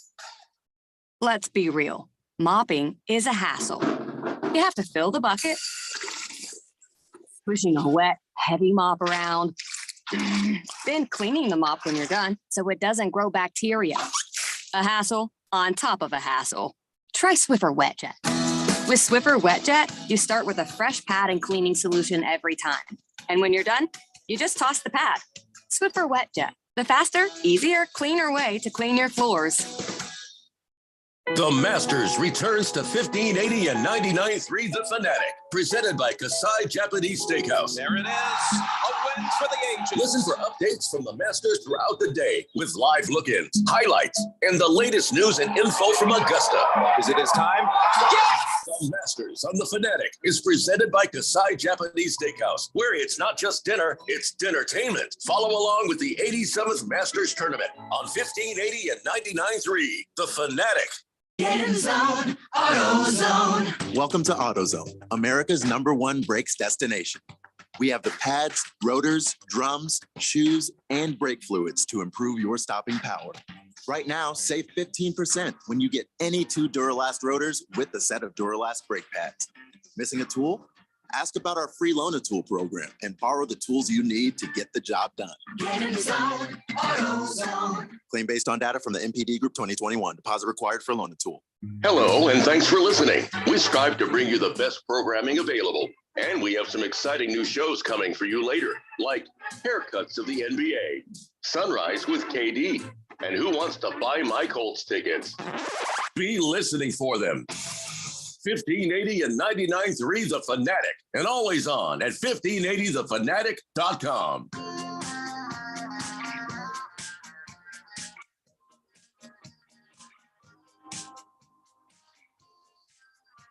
Hey, Blender here on 1580 The Fanatic, and here in my hand right here, I have a script for the new Kasai Japanese Steakhouse. I'm back, everybody. Yes. Ow! Oh my God! Did you see that? It's paper cutted my lip, I think. Paper just attacked you. Oh man, I think I did. I think I just gave my lip a paper cut. Oh, I was passing it between the microphone here. If I start bleeding. Is this going to happen at the restaurant when you look at the menu? Or Woo. Hey, by the way, yeah, I did a thing once. Well, you know, like this morning. Oh my God, I about died this morning. Yeah, we were talking on the show the other day, Ralph, that I generally never fall down. I'm very agile, and things happen. I'm like, I'm on my feet. And like in the last couple of weeks, I have fallen down twice. Now, before that, in the last 10 years, I only fell down once. I was wearing some socks, and I was on a carpeted stairs, and I'm kind of coming down. I kind of just lost paying attention. And my butt just went boom on the stairs, and I was like, I fell down. And that was it. In the last couple of weeks, I fell down because I was backing up. I was talking to my wife, and I backed up, and I tripped over the dog. And I kind of I let myself fall because I didn't want to hurt the dog. So I kind of fell down and away, but I'm fine. And I was just like, damn dog. And then I was looking at my truck, and I was kind of backing up because I was trying to look at, like, how am I going to do something with this truck I want to do? And I forgot that the basketball hoop was behind me, and went whoops. And I let myself fall down easy because I don't want to break my wrists or anything like that. And that one was more just like dumb. So it's like, my wife is like, we're going to have to get you a helmet now. You're getting older. It wasn't that bad. And wow. A helmet feels insulting somehow. So Gotta have to get you that little life alert. This is badge why there as to- we get older, we go to a 1-story home versus a 2 or a 3. Yeah, my wife has also demanded that for my safety. But then that's not the only time. Sometimes you do things clumsily because you're tired. At one time, I used to be a straight razor shaving guy, right? And so I'm in the shower. I got a shower mirror, and I'm sitting there just shaving, doing my thing. And I just sort of like, how it is. Again, so you sort of lazily, you kind of let go. And my hand, like I had the shaver like this. Here's the pin. I'm like, and then I was gonna rinse it, and I just kind of went like this, and it sliced my nipple. Oh, come on! In the shower, my nipples were fully erect, and it was kind of cold air out there, and I couldn't even know. I was like, safety razor my ass. How did that happen? I was just like this, just whoosh, and I was bleeding. Oh my god! So I come out, hold my little nippy right there. There's blood coming out. I was like, I can't show this to anybody. I had to keep that to myself. Jeez. Yeah. Oh, by the way, at the same year that happened, I thought I'm good for 2 things a year. The same year that happened, I was living by myself, and I was doing laundry, and because I'm a single man at the time, I was naked, and I went and I started taking stuff out of the dryer, and a static shock got me right there. Oh no! Last time I ever did anything naked around laundry, that hurt. So that was worse than slicing my nipple. I bet. I bet that's not where that should happen. So what Should I'm not saying happen is, there. I'm prone to weird injuries, not normal things, but weird things. You get baseball pitcher injuries. Yeah, I really did. I think I did. I have a paper cut on my You lip. you have MLB pitcher luck when I it do. comes to the way you get hurt. Yeah. And for your safety, you should never manscape. No, you're right. You're right. Never. Yeah. Not even if you buy the lawnmower from them. Don't use it. Just How don't. bad Just that could stay go. away. Yeah, that could go very poorly. Mm. Very poorly. It could be a transgender, just whatever you're gonna. No, do. I'll just show up and be like, I'm from the 80s. Hi. 888-368-1580. Parlay J says, all that's happened to me in the last year. What? I can't read that. He said, all that you've said has happened to me in the past year, except for the bleep shock. I like the alliteration on how I got static discharged in my nether regions. Thank you for that, Parlay J. Last Optimist. I just got that. Okay, yeah. Last Optimist wants artist. He says he's seen artist renderings of the new Bill Stadium, and they do not show a roof. So good. All right, y'all get your your hopes and your dreams. You don't have to have a roof. We're talking about a fan base that when they get excited on an NFL Sunday, they jump through tables for fun. There's just a thing they do on purpose. I'm going to stand on top of, Joey's Dodge Ram, and then I'm just going to jump through this table. Why? Why are you going to say Dodge Ram? Because the last video that I saw was a Ford Econoline or something. I don't know. Just the last video I saw, that's the truck that I saw. I mean, it was going to be whatever the last truck. I hear it like a rock. I get it. So everybody has a lot to say. Hook'em smart, Hook'em hard. Wow. This cut on my lip is very distracting. Hook'em Hottie says Bill's Mafia also think it's fun to break tables, so they might not be the smartest fan with base. their entire bodies. It has to be stressed that that's what they're doing. There's got to be a big WWE town right there. Oh, Ralph, did you hear? UFC and WWE are merging. $21.5 billion merger. They're combining. So a legit fighting entertainment company is getting together with a fake fighting entertainment company. Well, I can't see how that doesn't maybe harm a little bit of your credibility. Why the hell would they do that? Cha-ching! And But probably a lot of crossover audience. But UFC they're legitimized. I mean, that's real fighting. And Not they, anymore. And they went through a lot of trouble to make sure people realized they were a legitimate sport. It took years. I mean, now you're going to do that? Yeah, and look, when we live in, if we didn't live in the age of gambling, I honestly wouldn't care. But your credibility matters with some of this stuff because people are making bets on your fights, and if there's any inkling that some of this stuff is not on the up and up, but I mean, that could backfire a lot. I think they're going to lose a big part of their audience. I really do. Yeah, I mean, definitely the gambling part, which is definitely. definitely a big part. I don't know that they are going to lose a lot of their audience because a lot of their audience is, I think there is crossover.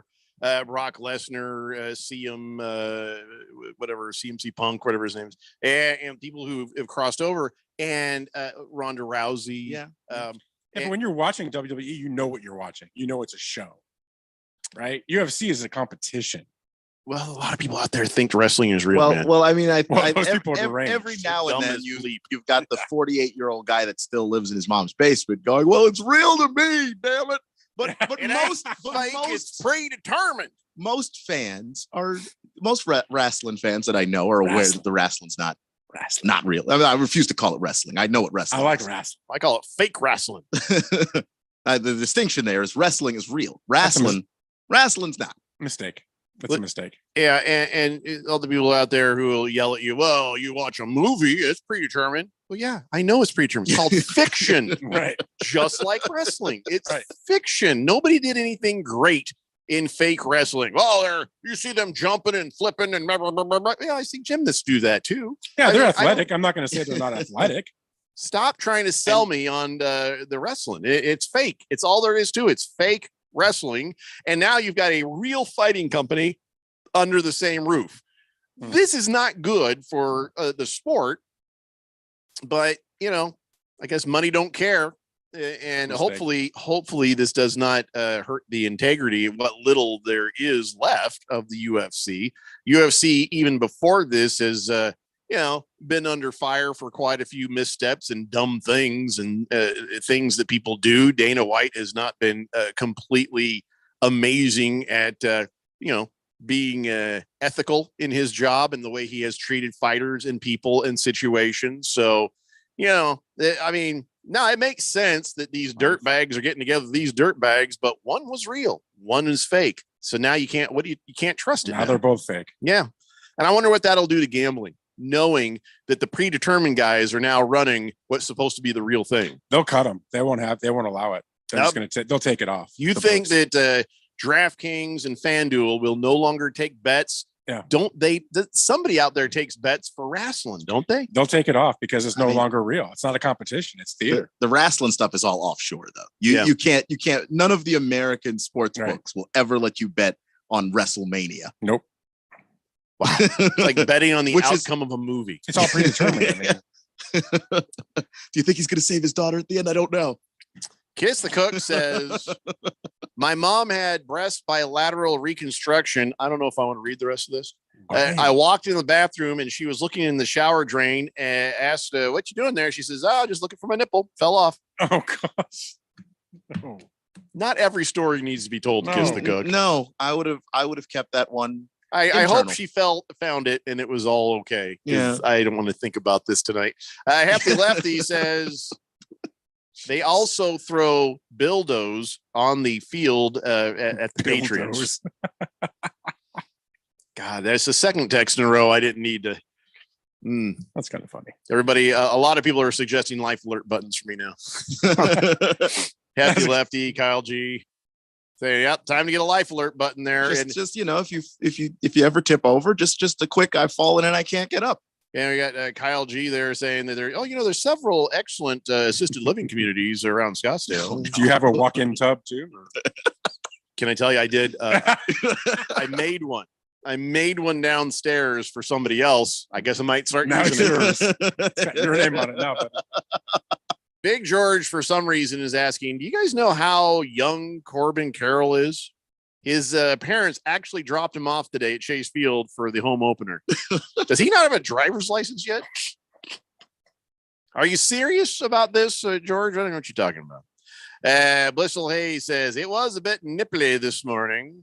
It was. And this is the weirdest damn weather. And even though Randy has given us in-depth long-term weather forecasts, it doesn't make any sense. It's cold and and now it's going to be 92 and it just hasn't made any sense. None of the weather right now in this transitional time makes any sense. Yeah.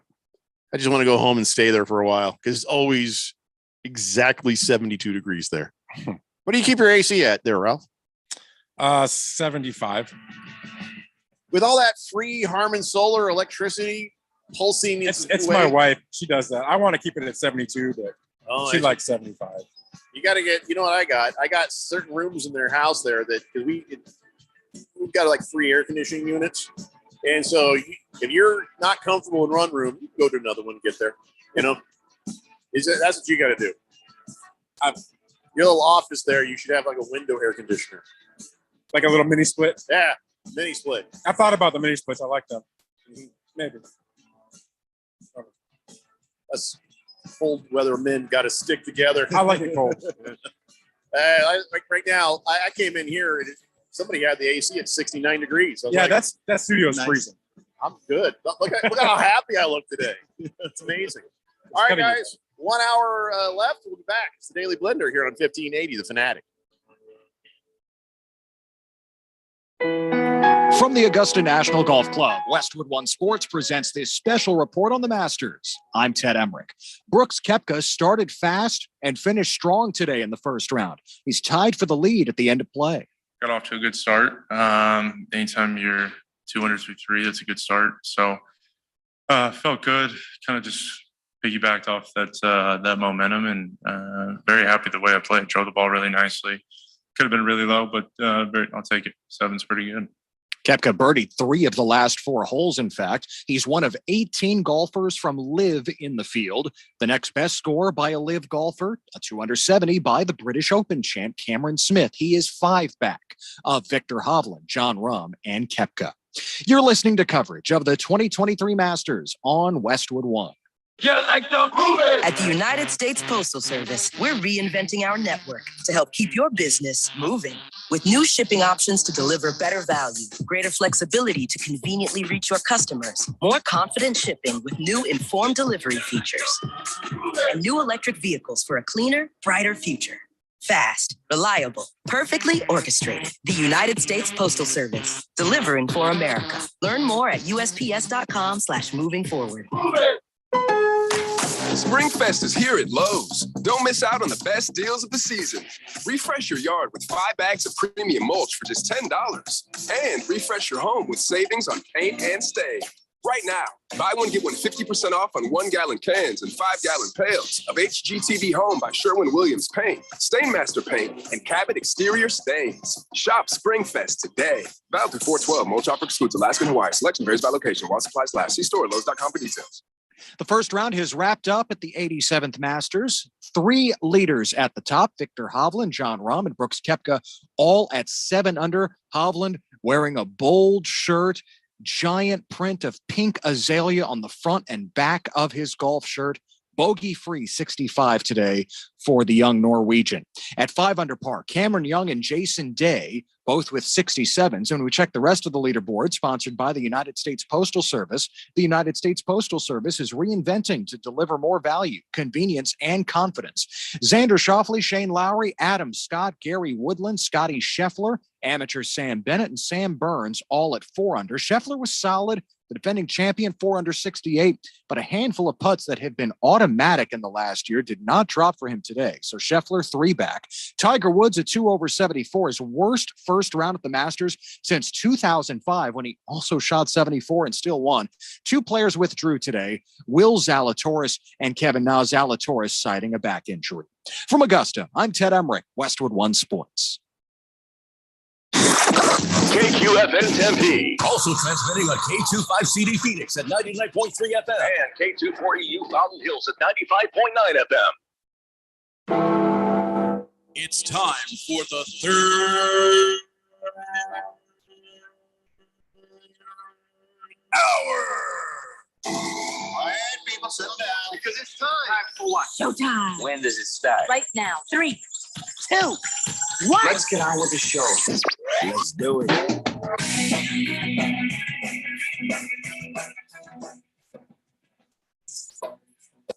All right, everybody. 5 o'clock here on the Daily Blender. And your good friend, your radio pal, Jeffrey O'Brien, not alongside Randy White. He'll be back tomorrow. We got Ralph from Harman Solar today. Keon Rose is in the control room, and you guys are on the Fanatic text line, 888-368-1580. Yes, he's a brave man coming around here after the Lakers could not get it done to win 6 in a row, and I won that steak bet. Oh yeah, that steak is going to taste damn good. Yes, it is. Oh, mine will taste better than yours. I don't think so. How do you figure that? Because it's still going to be the same steak. What, No, mine's going to taste better than yours because So- mine is A, free, It's only mine. B, free because this bet that I won over you. C, I also get to live in your misery a bit there. And so mine will taste better. I guarantee it. By the way, how do you like your steak cooked? I'd rather not say. No. Please don't sit. No, I can't sit at the same table if you do well done. Oh, maybe this will be a good thing for me then. Are you do you please say you don't do well done? No. Well done steak. I love Why? I would even- never have guessed. I like to burn the crap out of my meat. Why? I just, well, I've always been. I'm a carcinogen guy. Love it. You're dead already. Seriously? Yeah, seriously. Well done. A filet mignon, butterflied, well done. Dark in the middle. Yep. Why even go? You know how much money you're going to be paying for that? Yeah, $80. Why would you do that for a chunk of charcoal? It's so good. Love it. So I don't know how the tables are, but I want you at the other end. We're going to sit next to each other, I- hip to hip. Can't even. I might grab it and start writing something on the menu there. You know. Maybe his steak will taste better than yours. Because Oh. if you like your steak like that, you're the only person who likes your steak like that. I love my steak like that. 100%. Now I know it will be better than yours in every way. How about Pippi? How does she like her steak? Medium well, medium. You know. Wow, it's going to be like the whole scale because my wife likes medium rare on the rare side. So No. it'll Yeah, be. I like the medium rare too. Yeah, it's going to be like you know how when your battery charges on your phone, it's going to be just like that. Wow. I just don't want my meat still mooing when I'm eating it. So Let me ask you. So then, if you're char broiling and somebody later can carbon date your steak, do you put sauce on it? you don't, with the meat that you buy from Arrowhead Grill, there's no need to put anything on it. Because I don't want to see any A1 sauce, man. No, the way I do it is I have them do cracked pepper on my steak, Mm-hmm. but they have a rub that's amazing. Mhm. You'll see. All right. But yeah, I like cracked pepper and just cook the heck out of it. Well, at least people at other tables won't know how dead you are inside. Well, they'll know. Wow. You know what? I'll give you a couple of drinks. You're not going to even know what I'm eating. Uh-huh. People get very disturbed when I eat steak with them because they're all the same way. They're all like, "How do you cook it so much?" That's the way I like it. Oh, he's got all his black coal powder around his mouth. A couple weeks ago, my son decided to barbecue for me, Hmm. and he, on purpose, he did it well done, where it was like a hard rock. Right, I inedible. couldn't eat it. Yeah, totally inedible. But you tried, didn't you? I did try. See, Almost broke a tooth. Now I'm thinking, can I get a gift certificate or I just don't know. Twitty, it says, well, Ralph, don't forget the A1 steak sauce to go with Yeah. your steak there. Disgusting. Rough Rob says, oh my God, after hearing that, I think the solar has fried Ralph's brain cells. Hefty Lefty says, well, at least you choose filet mignon. So, you not cooking out that much flavor. Most tender cut available, but also some of the least flavor. Oh, so it's a tender charcoal. Very tender charcoal. But you're not killing the flavor. Jagdog says, I want my steak to almost still have a heartbeat. Typical Ralph, not surprised. Kiss the Cook says, Ralph's steak, well done steak. Sauce or ketchup? Well, he's already said where we're going, he doesn't. But if you're eating elsewhere, what are you doing, Ralph? No. Please don't say. At least say Worcestershire sauce. So but no A1. No, I hate A1. Okay. I don't typically sauce my steak because I put a lot of seasoning and I like to cook it with a lot of seasoning to get good flavor going. So no, I really don't do anything with it as far as any kind of sauces or anything. The rest of the show, my face is gonna be stuck in the I smell the fart face. Is there nobody out here? Come on, nobody out here likes a well done steak. There's got to be somebody. I want to hear from you. There's got to be somebody. Just Nobody on the show with you. Prisoners? Anyone? I know we got some listeners in prison. Yeah.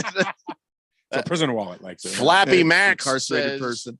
Flappy Max says, geez, Ralph, as cooks and servers, plus the busboy, they always shake their head when they see that. Yeah, lucky thing Randy's not. Randy would have passed out. Let's make it a pact. We will never tell Randy. I don't want pink on my meat. I want it to be all through. Like if I do tri-tip, I like to cook it through. Well, what's the point of it? Tri-tip's supposed to be tender and juicy and amazing. And when you when you cook that thing then it's not the same. It can still be juicy and you're not eating the same food. I disagree. I've always done that. Ugh. Eye Candy says, Jeffrey, you got it all wrong. Ralph knows what he's talking about. All steaks should be well done. No pink, no mooing. I agree with Ralph. First time for everything. There you go. I'm not the exception. There's one. There's a well done world out there. Oof. Kiss the Cook says, so someone in the kitchen is rubbing your meat there, Ralph, huh? They have to, yeah. Woo says, guys, hey, we are medium well meat eaters over here. Just wait till studies show that rare is bad and as bad as charred. Well, there's no carcinogens from the cooking, but yeah, will I have a heart attack? Probably. I'm not going to lie about that. Blissful Hayes says, Jeffrey, why do you care how Ralph likes his steak? You don't have to eat it. No, you're right. I don't have to eat it, and that's fine. It's just going to be weird to look over and see. I am going to cut you a piece. It's not going in my mouth. I'm going to give it to you off my fork. 0%. I'm sure that's what our wives really need to keep their libidos going. To see you feeding me, locking arms and feeding each other steak. We should so do that. That'd be so funny. Dropping the Soap says, I didn't know Ralph was communist. Yeah, me neither, man. Yeah. Wilbur says, Ralph's steak is called the LeBron. It's old and near the end of its life cycle.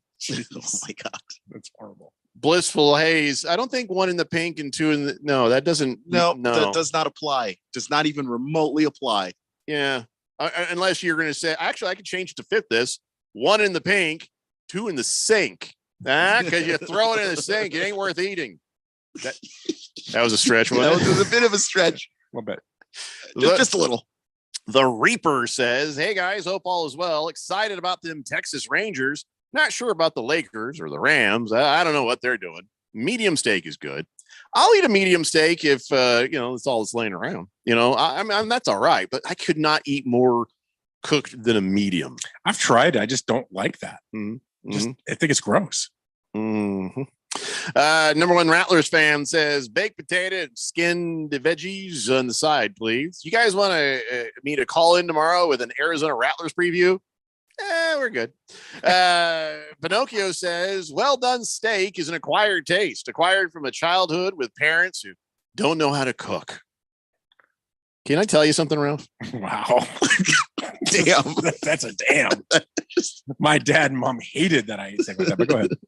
So, when I was a young man, I'd have $5 steak night, when I was single. And what I would do, you go to the store there, you find, discount steak. That's not good meat. It's not good meat. No. But if you take it and you just kind of, that I won't do like as rare as I do a good meat. But, kind of mostly rare, a little rare. At least it's tender enough to where you can eat it and be like, I'm eating steak. $5 steak night. It's always good. But if you were to cook $5 steak night the way you do, what's the point? It would never work. Well, first of all, I don't eat cheap meat or bad meat. When we were poor, we all did. So, but I've never been poor. I've never been poor. I left home at 16. I was poor for a minute. I mean, I was poor when I first got married, but I wasn't a big steak eater. So, but I mean, growing up, I wasn't. And then now I'm not. And the only time I ever eat steak is if I go to Arrowhead Grill or I'll go to AJ's and I'll buy a piece of filet and I'll barbecue it. During the COVID, I went over to Firebirds and just bought the meat from them. And one time they actually seasoned it first and it was like, it's not bad. But then when they didn't season it, I was like, yes. Anyway, it's good meat though.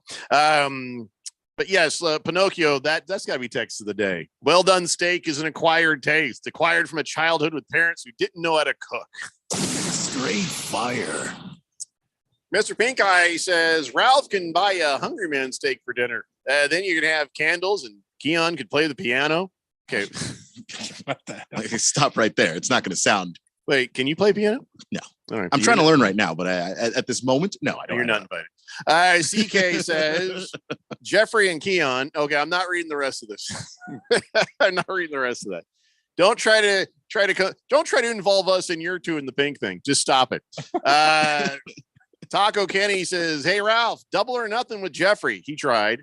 Not gonna do it. Yeah, he's too afraid. No, well, listen, you guys lost the bet because you guys played back to back and LeBron was tired. I'm not going to give you a double or nothing bet on the Lakers and Suns when the Suns will be going back to back. That's just silliness. You would not do it either. No, I wouldn't. Not even a chance. Trying to get you to do it though. Yeah, you ain't gonna work on me. It's Ralph's job to try. Guess what? Ain't gonna work, but he's got to try. You get all the day long chicken. Guess what I get? Steak. Taco Kenny says Jeffrey eats steak with A1. If I lose, I would have to eat steak with A1. You don't want me throwing up all over. I don't even think they have steakhouse. They don't have. Why does everybody want to make these bets even like, and then you got to be naked and straddle over the fireplace? Yeah, you got to do this. Assless chap. It's everything. just a steak bet. I thought it was going to be like a lunch steak bet, but this is turning into something bigger. So Wilbur says, Ralph, so you even eat your hamburgers well done? I do. That's gross, he says. I do. Really? Yeah. Really? Wow. I don't like a hockey puck, but if a hamburger just happens to be done, do you go to, well you, done, I'm do fine you with eat, that. do you eat hamburgers from fast food places? Right, that's done. Well, they're done. all yeah. I don't mind that. But I that's why I don't eat that many. At home though, mine are all nice and pink in the middle. Oh, the kids love it. If they're pink, I throw it back at my wife. I don't want it. You throw nothing at I said, go cook it again. She'll slit your throat so fast. She will give you a Sicilian necktie in minutes. I've met that woman. She ain't suffering your nonsense. Flappy Mac says there's restaurants that give you a boot on a plate when you ask them to do their job wrong. So yeah, you get the soul of some work boot if you're not careful. I'll take it. Quiet Cannon says, I'm surprised nobody has talked about prosciutto. That's raw meat. Well, I'm going to order it now. Prosciutto? You mean prosciutto? Prosciutto. That's Italian ham. Yeah, I like that. I've That's had it. high-end ham. Yeah, it's really good stuff. Yeah, fantastic. I don't honestly understand why it's high end, but I like it. You know what I'm saying? It's delicious. Yeah, it's good. I mean, it's like it's like an Italian Lunchable because you get the little thing of bread there and the little ham. It's like $18 a pound. Oh, oh Lord! So that's why I was at a party and they got Now- mad that I made a full-on sandwich. Yeah. If you buy the imported stuff, it's like $18-20 a pound. The cheesy stuff's about $10 a pound. Still, now it all makes sense. Yeah. Pink Eye says Golden Corral had good steak. No, they didn't. No, they did not. They never did, Pink Eye. They never ever had that. You know what they had there? Food poisoning. Both times I've tried it. Yeah. In my No, life. I mean, Never going back. Golden Corral is only a good idea if you haven't been to Golden Corral in like 5 years. No, that's been 10. I'm still not going Yeah, back. Still not a good idea. No, it's just if you forget what happened the last time you were there. I have not forgotten because I love all you can eat, but I just can't. It involved me being stuck in the bathroom for the greater part of 3 hours. So I'm That's what I'm not talking about. We'll not be going back to Golden Corral ever. Mm-mm. Thanks. Dropping the soap says Heinz 57 sauce is the shiznit. No, it's not. No, Not on steak. It isn't. Mm-mm. On a hot dog, maybe. 57, A1, anything with a number, forget about it. Bala 51 says, well done steak is only good when it's made by Old Trapper. Well, that's called jerky. It's just a different thing at that point. Last Optimist says, I heard of a place that you put an NHL hockey puck logo via a hot iron brand on a steak that was asked to be cooked well done. Yeah, that makes sense. A hockey That'd be puck. cool.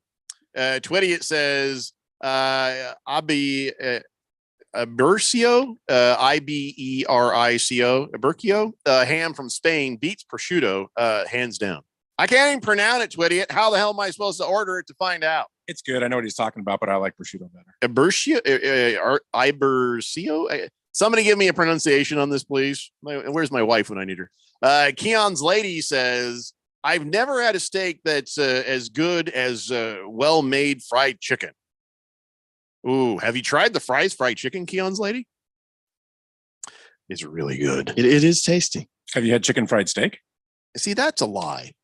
No, it's not. In Texas, that's very big. I've tried it. Even with gravy, it's like it's good. I enjoy it a lot. I'm not gonna lie to you. Chicken fried steak is good. Chicken fried steak is good. It's all right. I know. Well done. It's it's really good. I can't tell with all the gravy and the stuff on it. The gravy and the stuff is the point. But yeah. Oh, it's about the gravy, like the biscuits and gravy is about the gravy. Got it. Well, Keon's lady says, "Why is everyone eating overpriced steak when you can just have fried chicken?"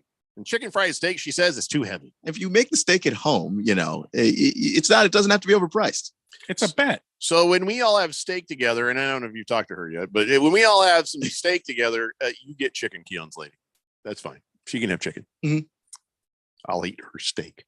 Tijuana says tacos from Tijuana have that dog meat deliciousness. Who the hell asked you? Where did that come from? What does that have to do with steak? This is getting out of control. It's like every day of this week has been a Friday show. I know, huh? Just every single day. Hookamati says, "Can you do a live video on this dinner? We need to see this." No, we're going to have a nice. I will do some video. We're going to have a nice evening where I will take, they'll take the menu. No, leave me the menu so I can open it up. I don't have to see what Ralph is eating. We're going to have a partition there. And it's just going to be a nice evening. I mean, you guys don't need to see this. Yeah, it's going to be the menu acting as the Berlin Wall between Jeffrey and Ralph. So you don't have to see a well done steak. That wall ain't coming down.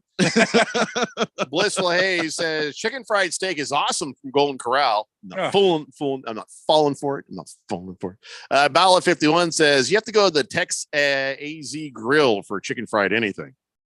Okay, we're just going to. I'm not going to lie. That is a good good restaurant there. Never heard of it. Tex AZ Grill. You know what I had for dinner last night? Salmon. It's been a while since I've had salmon. I told my wife, I'm like, you don't have to go out and get salmon. Get some tilapia. Fish. She cooks everything so good. I remember the first time I had tilapia was at a Christmas party. And I sat down and the hostess, she's like, "Oh, we're having fish." And I'm like, "Oh, what kind?" And she says, "It's tilapia. It's the fish that Jesus ate when he was here." And I said, "Really? Do you have anything newer?" Because I just felt like I was never asked back to that Christmas party. It's the Daily Blender here on 1580, The Fanatic. This is Brent Musburger's action update on 1580 and 99.3 The Fanatic. The best way to start betting smarter is to sign up for a free VSiN subscription at vsin.com/subscribe. That's vsin.com/subscribe. The NHL will be wrapping up its regular season and getting ready to start the Stanley Cup playoffs. The Boston Bruins, who have 125 points, plus 380 to claim the cup this season. The Colorado Avalanche, who are the defending cup champions, are plus 700. The Toronto Maple Leafs are plus 900 to become the first Canadian team to win the Stanley Cup since 1993. The Edmonton Oilers and the Carolina Hurricanes are right behind the Maple Leafs at both at plus 1,000. The New Jersey Devils out of the Metropolitan Division plus 1,100 to claim the cup. I'm Tony Desiri with your VSiN Action Update on 1580 and 99.3 The Fanatic. From the Augusta National Golf Club, Westwood One Sports presents this special report on the Masters. I'm Ted Emmerich. Jon Rahm four-putted the first hole and is tied for the lead. In years past, a double bogey could have derailed the fiery Spaniard, but Rahm put that mistake in the rearview mirror and blazed to a 7-under 65. I was focused on the fact that all the strokes were good. The reads were good. The roll was good. Obviously, the speed was off on the first two putts. So once I kind of accepted that there was nothing really to look into, I just got to work. I had 17 holes to make up. And Rahm piled up 7 birdies and an eagle the rest of the way. He posted the best score ever at the Masters by a player who started their round with a double bogey. 7-under 65, putting Rahm in a share of the lead with Victor Hovland and Brooks Koepka. You're listening to coverage of the 2023 Masters on Westwood One. When you're an innovative business, every blinking cursor, every blank page is an opportunity. What will you do with it? Will you make something better or create something new? Our Dell Technologies advisors provide you with tools and expertise to do incredible things, because we believe there's an innovator in all of us. For advice on smart PCs powered by Intel vPro that's built for business, Call a Dell Technologies advisor at 877-ASK-DELL. SpringFest savings is here at Lowe's. Don't miss out on the best deals of the season, like 3 free bags of Miracle Grow garden soil when you buy 3. Plus, save on other items like select laundry pairs. Get an additional $100 off select laundry pairs when you spend $1,296 or more. Head to your local Lowe's or visit Lowe's.com to shop SpringFest savings today. Valid for 4/12. Soil offer excludes Alaska and Hawaii. Selection varies by location. While supplies last. Exclusions apply. See Lowe's.com for details. First round down at Augusta National, and with no wind and a soft course, low scores were there for the taking. Victor Hovland, John Rahm, and Brooks Koepka took them. Let's check the leaderboard. Sponsored by Dell. For your small business needs, call a Dell Technologies advisor today at 877-ASK-DELL. Hovland, Rahm, and Koepka all at 7 under par. Cameron Young and Jason Day, the PGA champion from 2015, both at 5 under, 2 back. As for Hovland, he had never shot better than 70 at the Masters in 3 previous starts, and he signs for 65 today, again tied for the lead. Jordan Spieth had a wild round, 5 birdies and a bogey on the first 9, 2 water balls leading to a bogey and a double bogey in Amen Corner, then birdies at 15 and 16, pars at 17 and 18. Spieth with a 3 under 69, he's 4 off the lead. Tiger Woods struggles to a 2 over 74, he's 9 back. From Augusta, I'm Ted Emmerich, Westwood One Sports. Baseball is in full swing. See you later! Walk-off 3-run home run! And we've got the grand old game covered like an infield tarp. How about that? Who's hot? Who's not? We've got the latest news, score, highlights, and info from around the league all season long. It's a camper and it'll go all the way to the wall. We are your MLB hookup. Looking up and it's gone, a home run. Get all the games you can handle on 1580 and 99.3. The Fanatic.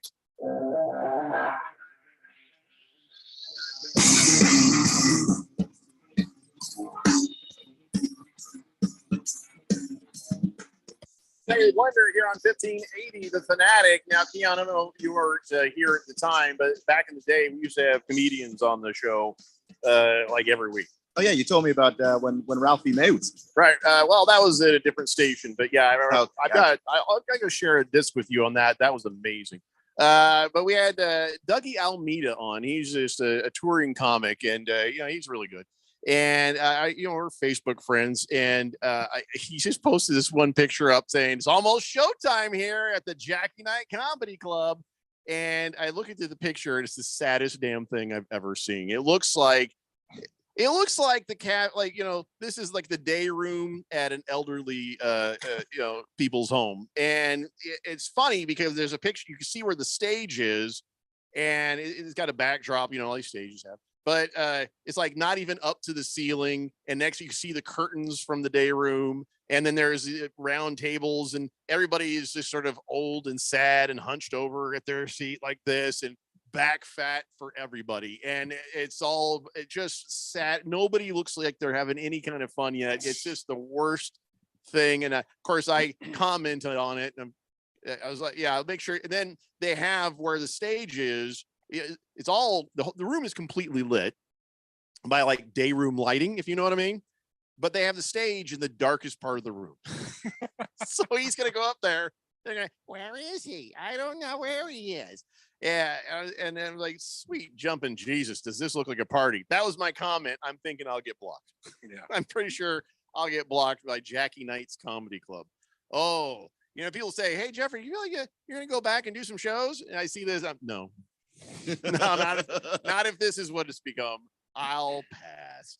888-368-1580. Got to get caught up on this text line. I'm trying to talk football here. Hefty Lefty says they have the entire leg at Costco during holiday season. Very tasty. And it's called Iberico. Iberico.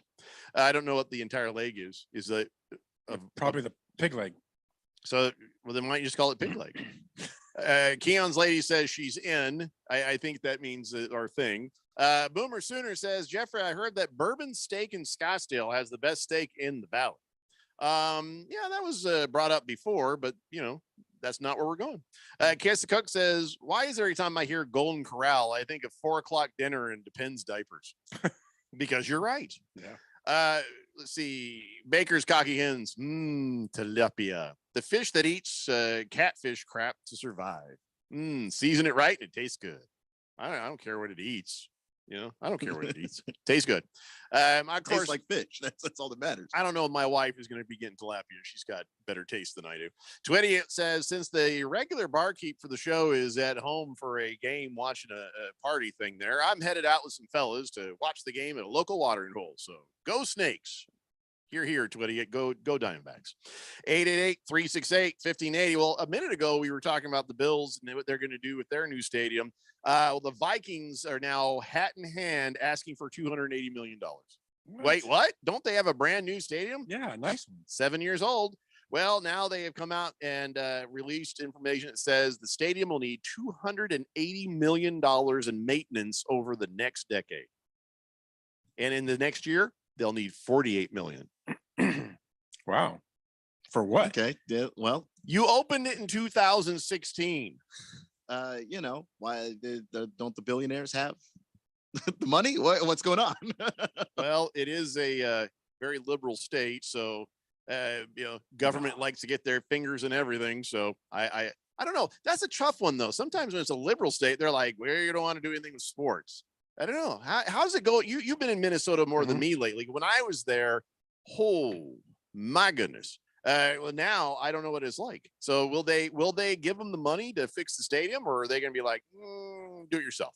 I don't think they're going to. I mean, I don't think anything's changed with the way they think about sports. It's not important. Now, if it was for something and that met their cause, they have no problem putting the money up. But yeah, not for sports. Well, here's a comment by the Minnesota Sports Facilities Authority Chair Michael Vechik says, "Oh yeah, is there sufficient money to cover these there?" The answer to that is no. Right. Okay, that's and the current money they have to fix stuff is like 16 million. That's it. So I guess it's going to fall down already. That doesn't sound like a very well built stadium. I've been there. It's actually pretty nice. So that's the thing. Is it? I see it on TV anyway. I don't know personally, but it looks good. It's because the birds keep flying into the windows. I think that's what it is. God damn it, another one. I don't know. Somebody who knows something about the Vikings other than Donnie, maybe could help us out with this. Donnie's just going to come in here and troll, so I don't even know. He's not going to give you a serious answer. No. You know, Minnesota, there's a reason my son's going to come back to Arizona to play ball, because Minnesota is special. Yeah. No, you're right. By the way, the Minnesota nice thing, it's not real. It's not. Go if you don't believe me, around Christmas time, go to the mall and just see what happens. Choro says, that's what I said. Make the billionaires pay for that bleep. No, I agree. I don't think taxpayer money should ever have to go towards building a stadium, maintaining a stadium, doing whatever. I don't mind giving them some tax breaks. But outside of that, we shouldn't be paying the bill for it. I 100% agree. And Choro, this will be the only time. And it's like if you need money to get it built, there's an argument you can make that this stadium, the money that comes back, it'll be worth it. But once the damn thing is built and taxpayers helped you build it, you pay to maintain that thing. Why should everybody else have to? If you look at the other end of how much money owners and the NFL itself makes on football, they've got the money. Yeah, and there is a whole process where if you don't have enough money, you can actually take out a loan from the league. So there's no reason you can't, even if you're like, oh, well, the kind of businesses I run, because not every owner has just their assets all liquid like that. Well, guess what? You can go take it out from the league and pay it back later. Churro says, holy bleep, I'm buying a lottery ticket, because we agree. Also, Hefty Lefty does confirm that I am correct, actually. He says they have to pay to squeegee all those birds off that run into the glass side. That's what I thought. Coming up isn't that off the riverside? Yeah. Yeah, it's off the riverside.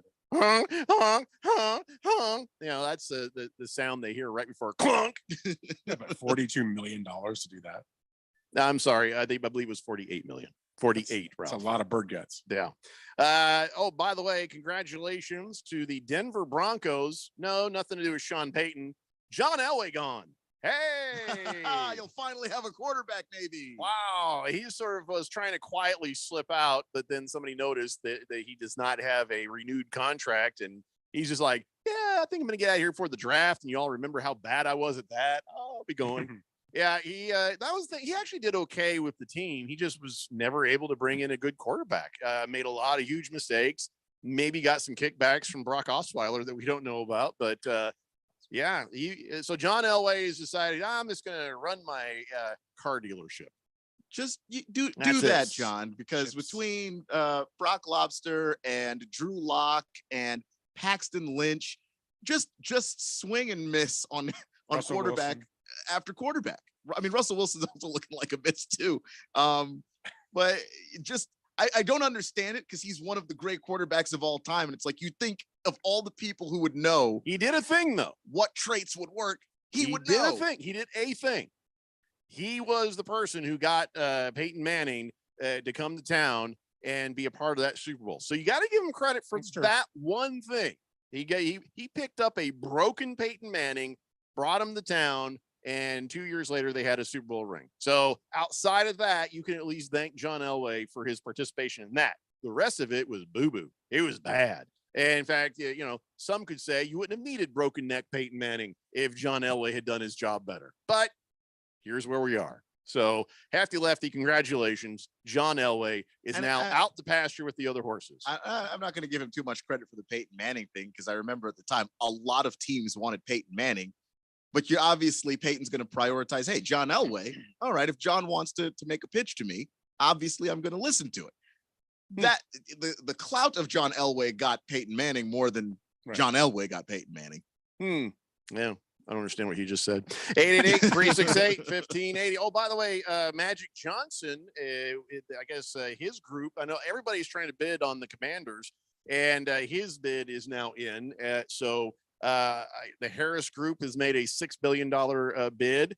Canadian billionaire Steve Astropoulos, he is $6 billion. Everybody's putting in their $6 billion. I think what it is like, all right, so the Harris Group, $6 billion. Astropoulos, $6 billion, and here comes Magic Johnson and his friends. $6 billion and $1. Why are they bidding on the Commanders? Why? Are you kidding me? You know how much money you make on these teams, man? But I mean, he's got interest in the Lake. Doesn't he have interest in the Dodgers? Yeah. He used to have interest in the Lakers. I'm not sure if he still Magic does. Johnson has interest in Dodgers, Pfizer, all sorts of medical. No, he just pays for the pills.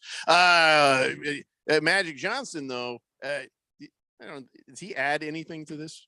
By the way, I mean to the Harris Group. No, I don't think. I don't think he's going to add a ton financially, but in terms of just 2 years, being able to say, look, Magic Johnson's part of the ownership group, and he'll be the face to the public, like that aspect of it. Magic's always been good at that, and he'll be good for it for the Commanders too. Why isn't he hanging around the Lakers anymore? I mean, I think he sold his ownership in it, didn't he? Yeah, kind of gave up on those losers, I guess. Well, he went after the Dodgers, so I mean, he put up a group together for the Dodgers. He'll turn on you. He's still around the Lakers all the time. The Laker girls. Hefty Lefty says City of Minneapolis should just tweet a picture of the $100 billion TV deal the NFL signed and say Vikings portion of that should work perfectly to maintain this place. Yeah, you're absolutely right, Hefty Lefty. Hey, by the way, Cardinals news. Zach Pascal has said, I'm going to be number 0. Okay, little buddy. Enjoy. Wide receiver Zach Pascal is now 0. He was number 3 when he was at the Eagles, 14 with the Colts. He'll be also 0 in amount of interest that anyone has in his career. 0. It's just not going the way that anybody thought. But you go, Zach. You got that. You go. The Arizona Cardinals also have signed Elijah Wilkinson. He's an offensive lineman. The Cardinals have quietly went out and grabbed a few mid-range sort of okay offensive linemen. So the question I have for you, Keon, is are these guys, even though we see them as Midland, are they better than what the Cardinals have had before? Yes. Yeah. I mean, it wasn't good.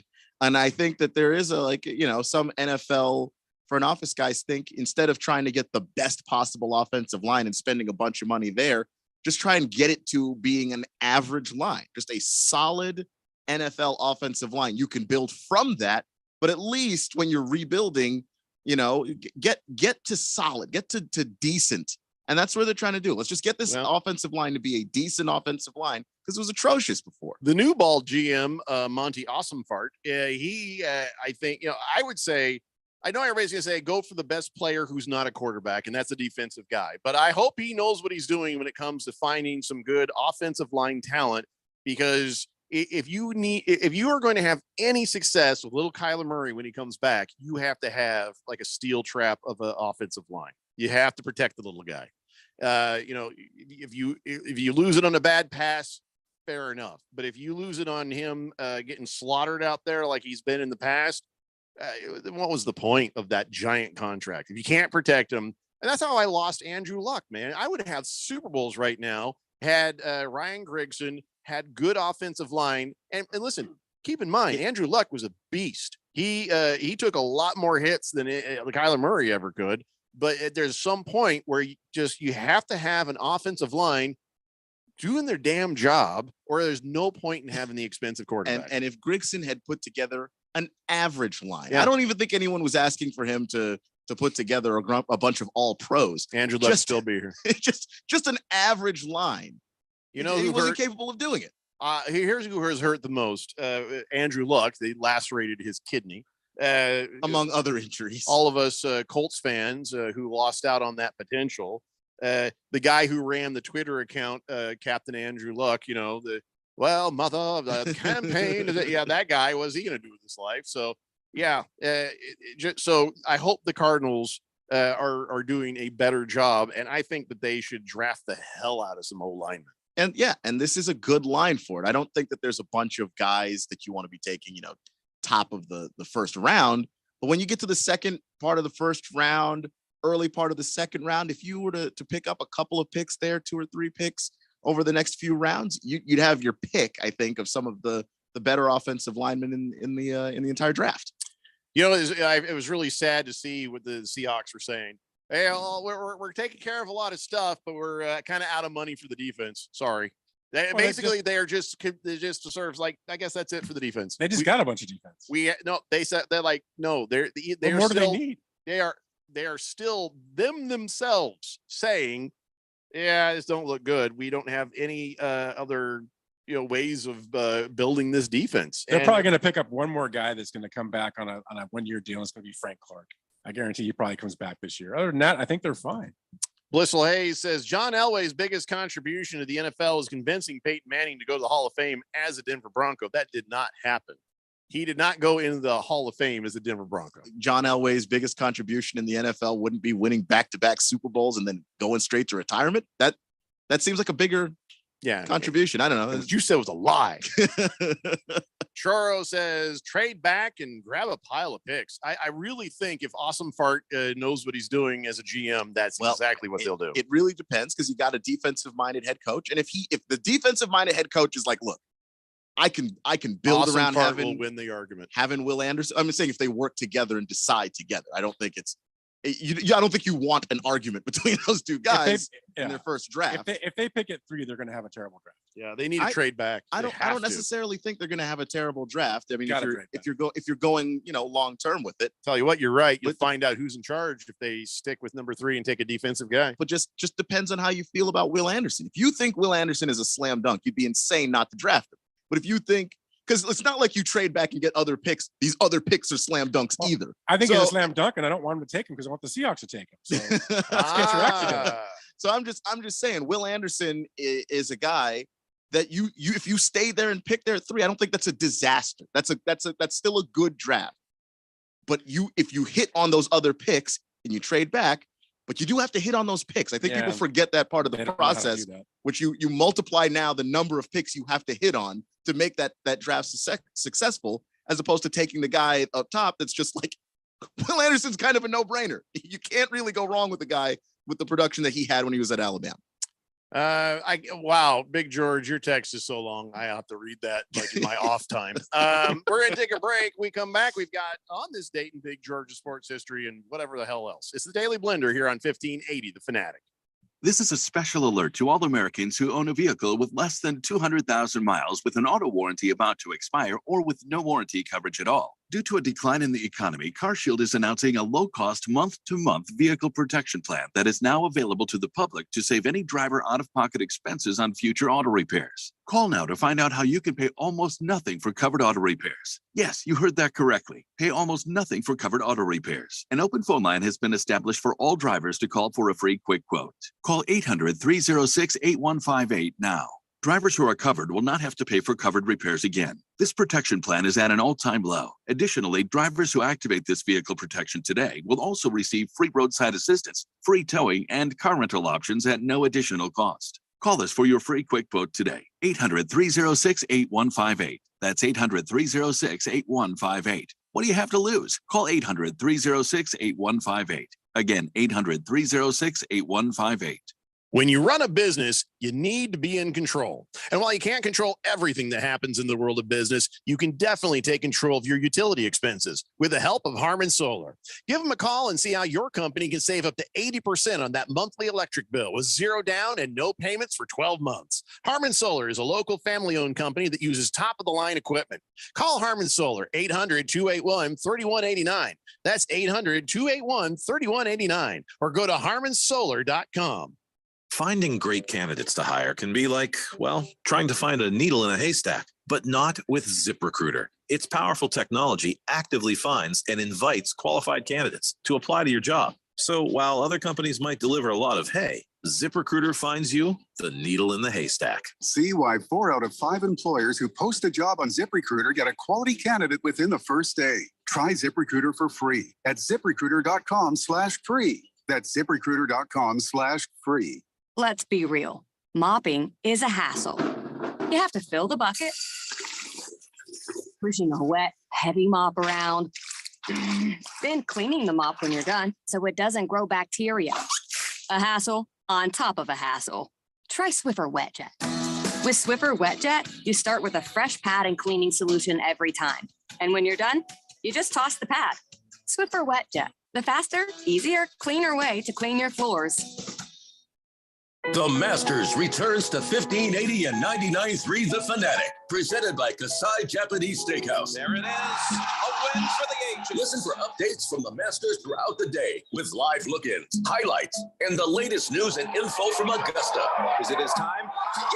The Masters on The Fanatic is presented by Kasai Japanese Steakhouse, where it's not just dinner, it's dinnertainment. Follow along with the 87th Masters Tournament on 1580 and 99.3 The Fanatic. Your home for sports. 1580 and 99.3 The Fanatic.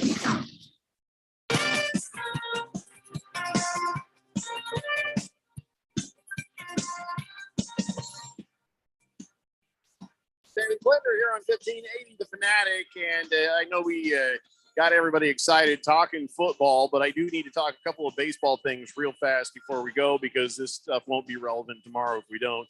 Well, the first thing I want to say is this minor league pitcher who was ripping on Fernando Tatis Jr. You've tweeted out. So here's what happened. This minor league pitcher, I don't even know his name. I got to find it.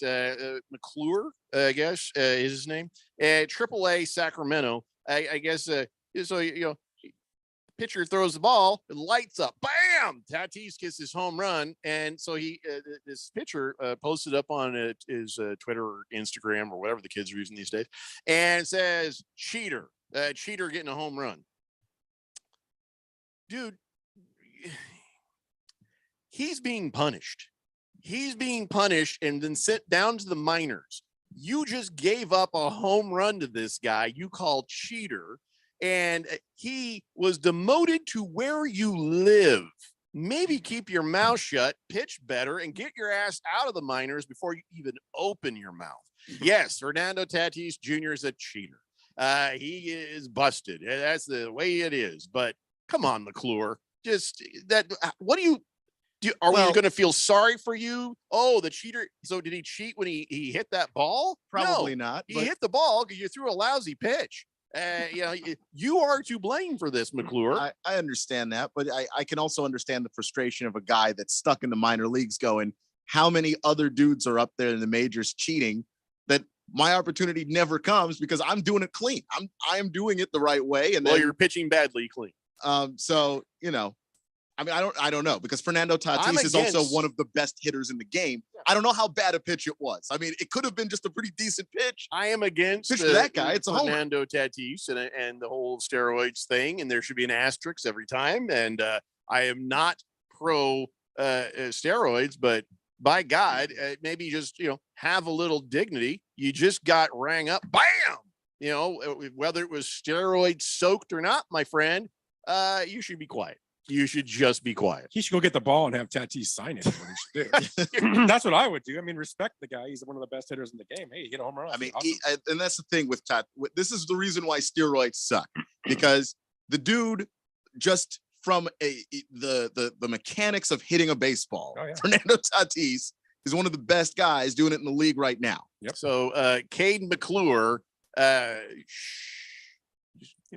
work on you, buddy. Work on you. Looked him up to see if he was maybe a young guy. Now he's 27. He's been. He's a lifer then. He's a AAA lifer. He's never going up. Tatis is only being punished to the life you live. The other thing is, I'm almost glad Randy's not here for this, but actually curious how. Well, let's just Shohei Ohtani. He got pitch clock violation on the mound and at the plate. Oh, no. First man ever. Just shocked that he wasn't already in his rhythm by now with all the spring training and stuff. And he's the best there is right now. Whichever way you want to look at it. Ohtani was at the WBC though. There wasn't in spring training. Oh, that's right. There was no pitch clock at the WBC. Oh, so he's getting used to it. Okay, well that makes a lot more sense. Now I understand. But I'm sure Randy would have something to say. 888. I'm sure too. 368-1580. Big George says, I've been to both Houston and Connecticut, and I think both places could be considered butt ugly. What the hell are you talking about? I have no idea. It has to do with it. Oh, he sent a giant text that I forgot to read. So maybe there might be more context there in the copy of War and Peace that he decided to write.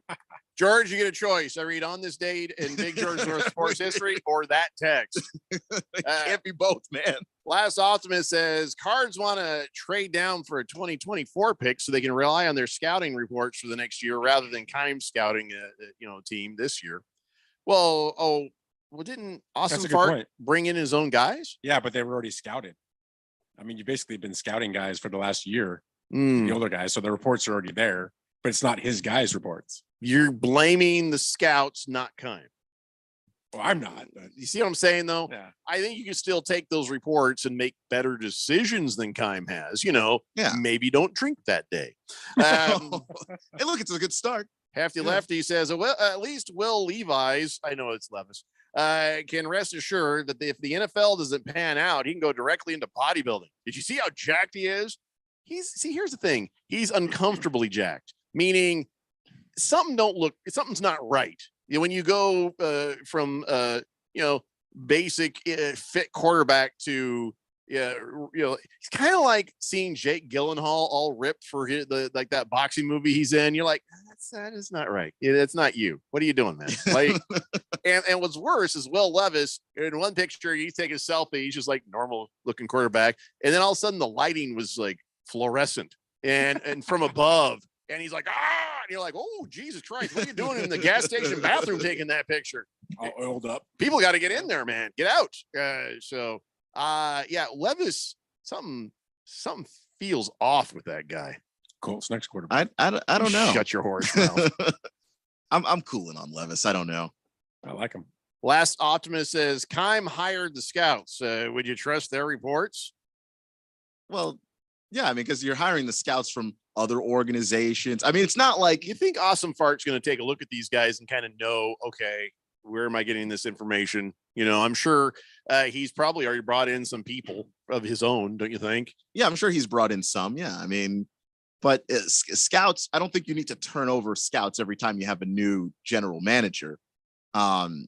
Especially if you have some scouts that have a track record in the league and people know who these guys are. They're not just a bunch of randos that Keim hired. Not all of them anyway. So it's, just you use what's there and what makes sense and what works. And then you bring in some of your guys and you maybe double check a little bit and come to a consensus that way.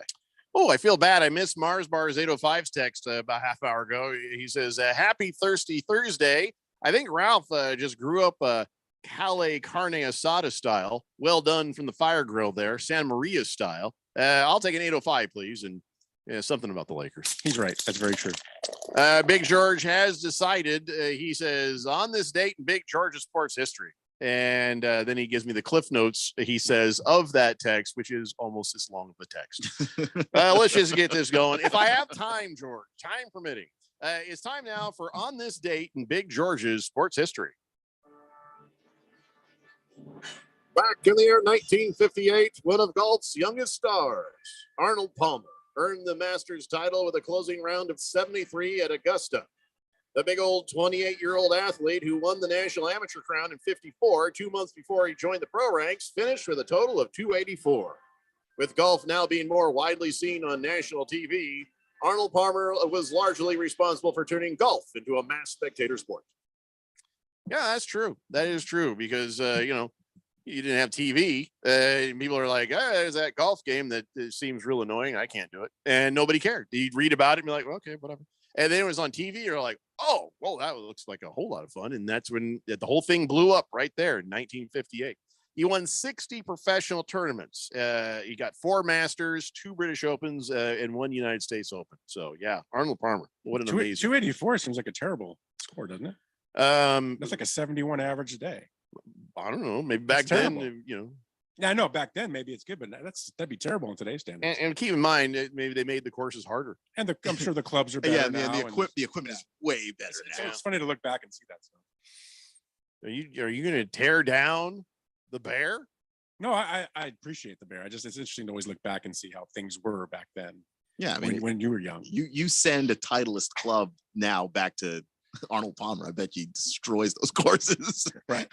Ralph, I don't know how old you are. My dad was 10 when that happened. All right, let's head on over now and read what Big George had to say about the, I don't know what the hell it is. In fact, I'll read the full version since well, first I'm like, I'm gonna read the full version, just to, respect that you spent the time to type it. But then it's kind of funny because now I'm disrespecting your Cliff Notes version you sent after.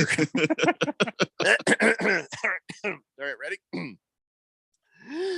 Connecticut's governor took a shot at the city of Houston following the NCAA tournament's Final Four, which was held in that city last weekend. Governor Ned, who traveled to Houston and was on hand Monday night to watch the University of Connecticut men's basketball team win its 5th NCAA tournament championship, talked about his visit earlier this week on a radio station. And it says, after winning the semifinals, you walk around downtown Houston, which is butt ugly. Not much there, he says. Houston Mayor Sylvester Turner, also, they're both Democrats, responded that he did not appreciate the governor throwing shade at his city after it went through the trouble to feed you, dine you, host you, and house you. Man, that was really worth it. It sure was. Well, it really wasn't. He says, I've been to both Houston. I've been to Connecticut. Both places are butt ugly. I like Houston. I mean, okay, if you don't have to be where in Houston, I lived in Houston. If you have to be driving on the highway in Houston, it's terrible highways. It's one of the worst I've ever seen, and Houston traffic is a crime. But in downtown Houston, I liked it when I was there. I don't know. Maybe I've got different priorities. I just want to apologize. I've made a tremendous error. Trusting Big George to be. I've been watching the clock. That is 2 minutes of our lives we will never get back. I apologize. That's a shame. Oh, by the way, did you like the Inside the NFL show back in the day? Remember, it's not the one that they do every Sunday morning. This is the one where they do the clips and the highlights every week. And at first it was on HBO, and then it was on Showtime, and then CBS put it over on Paramount Plus, and it's been around since 1977. It's gone. They took it off Paramount Plus, and nobody knows. I think it's done. I think it's over. No more Inside the NFL. I can't imagine why once they put it on Paramount Plus, nobody watched it. I have Paramount Plus. Really? I know that has it. I know one other person that has Paramount Plus. How else am I going to watch all them Star Trek shows? But I'm not a nerd or nothing. I just like the Yeah, I like the show. I like the show. Inside the NFL was a And- spin-off of Halftime Highlights by Howard Cosell. Yeah, I mean, there's always. I mean, what That about was my favorite. NFL films? Oh, I loved NFL films. Yeah, NFL Films was good, but Halftime Highlights when Howard Cosell did it, phenomenal. Dun, dun, dun, dun, dun, dun, dun, dun. Yeah, that was a good show. And then you had the voice of John Facenda narrating everything. And how could you not like that? Dun, dun, dun, dun, dun, dun. I didn't The even game care. of football is a Raider. Yeah, Yeah, that's right. It was funny because you'd see the NFL films and it was like, oh my God, this is amazing.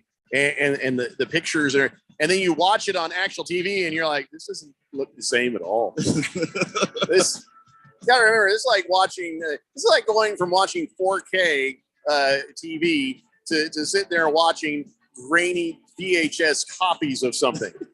TV looked like grainy VHS copies live back in the day. So But it looked good to us. oh, we didn't know any better. Yeah, we're like, wow, this is awesome. But It's never going to look any better than this. But when I would watch NFL films, I'm like, how is this so clear and amazing? And oh, this is amazing. And you see the game, and they weren't very good at camera shots like they are now. Man, everything now is cinematic and amazing. So anyway, dun, dun, dun, dun, dun, dun, dun. We are done, dun, dun, dun, dun, and we'll see you guys tomorrow at 3 p.m. Ralph, thanks for being with us. You can come back tomorrow if you want, but we don't care if you don't. It's Daily Blender here on 1580. The Fanatic. From the Augusta National Golf Club, Westwood.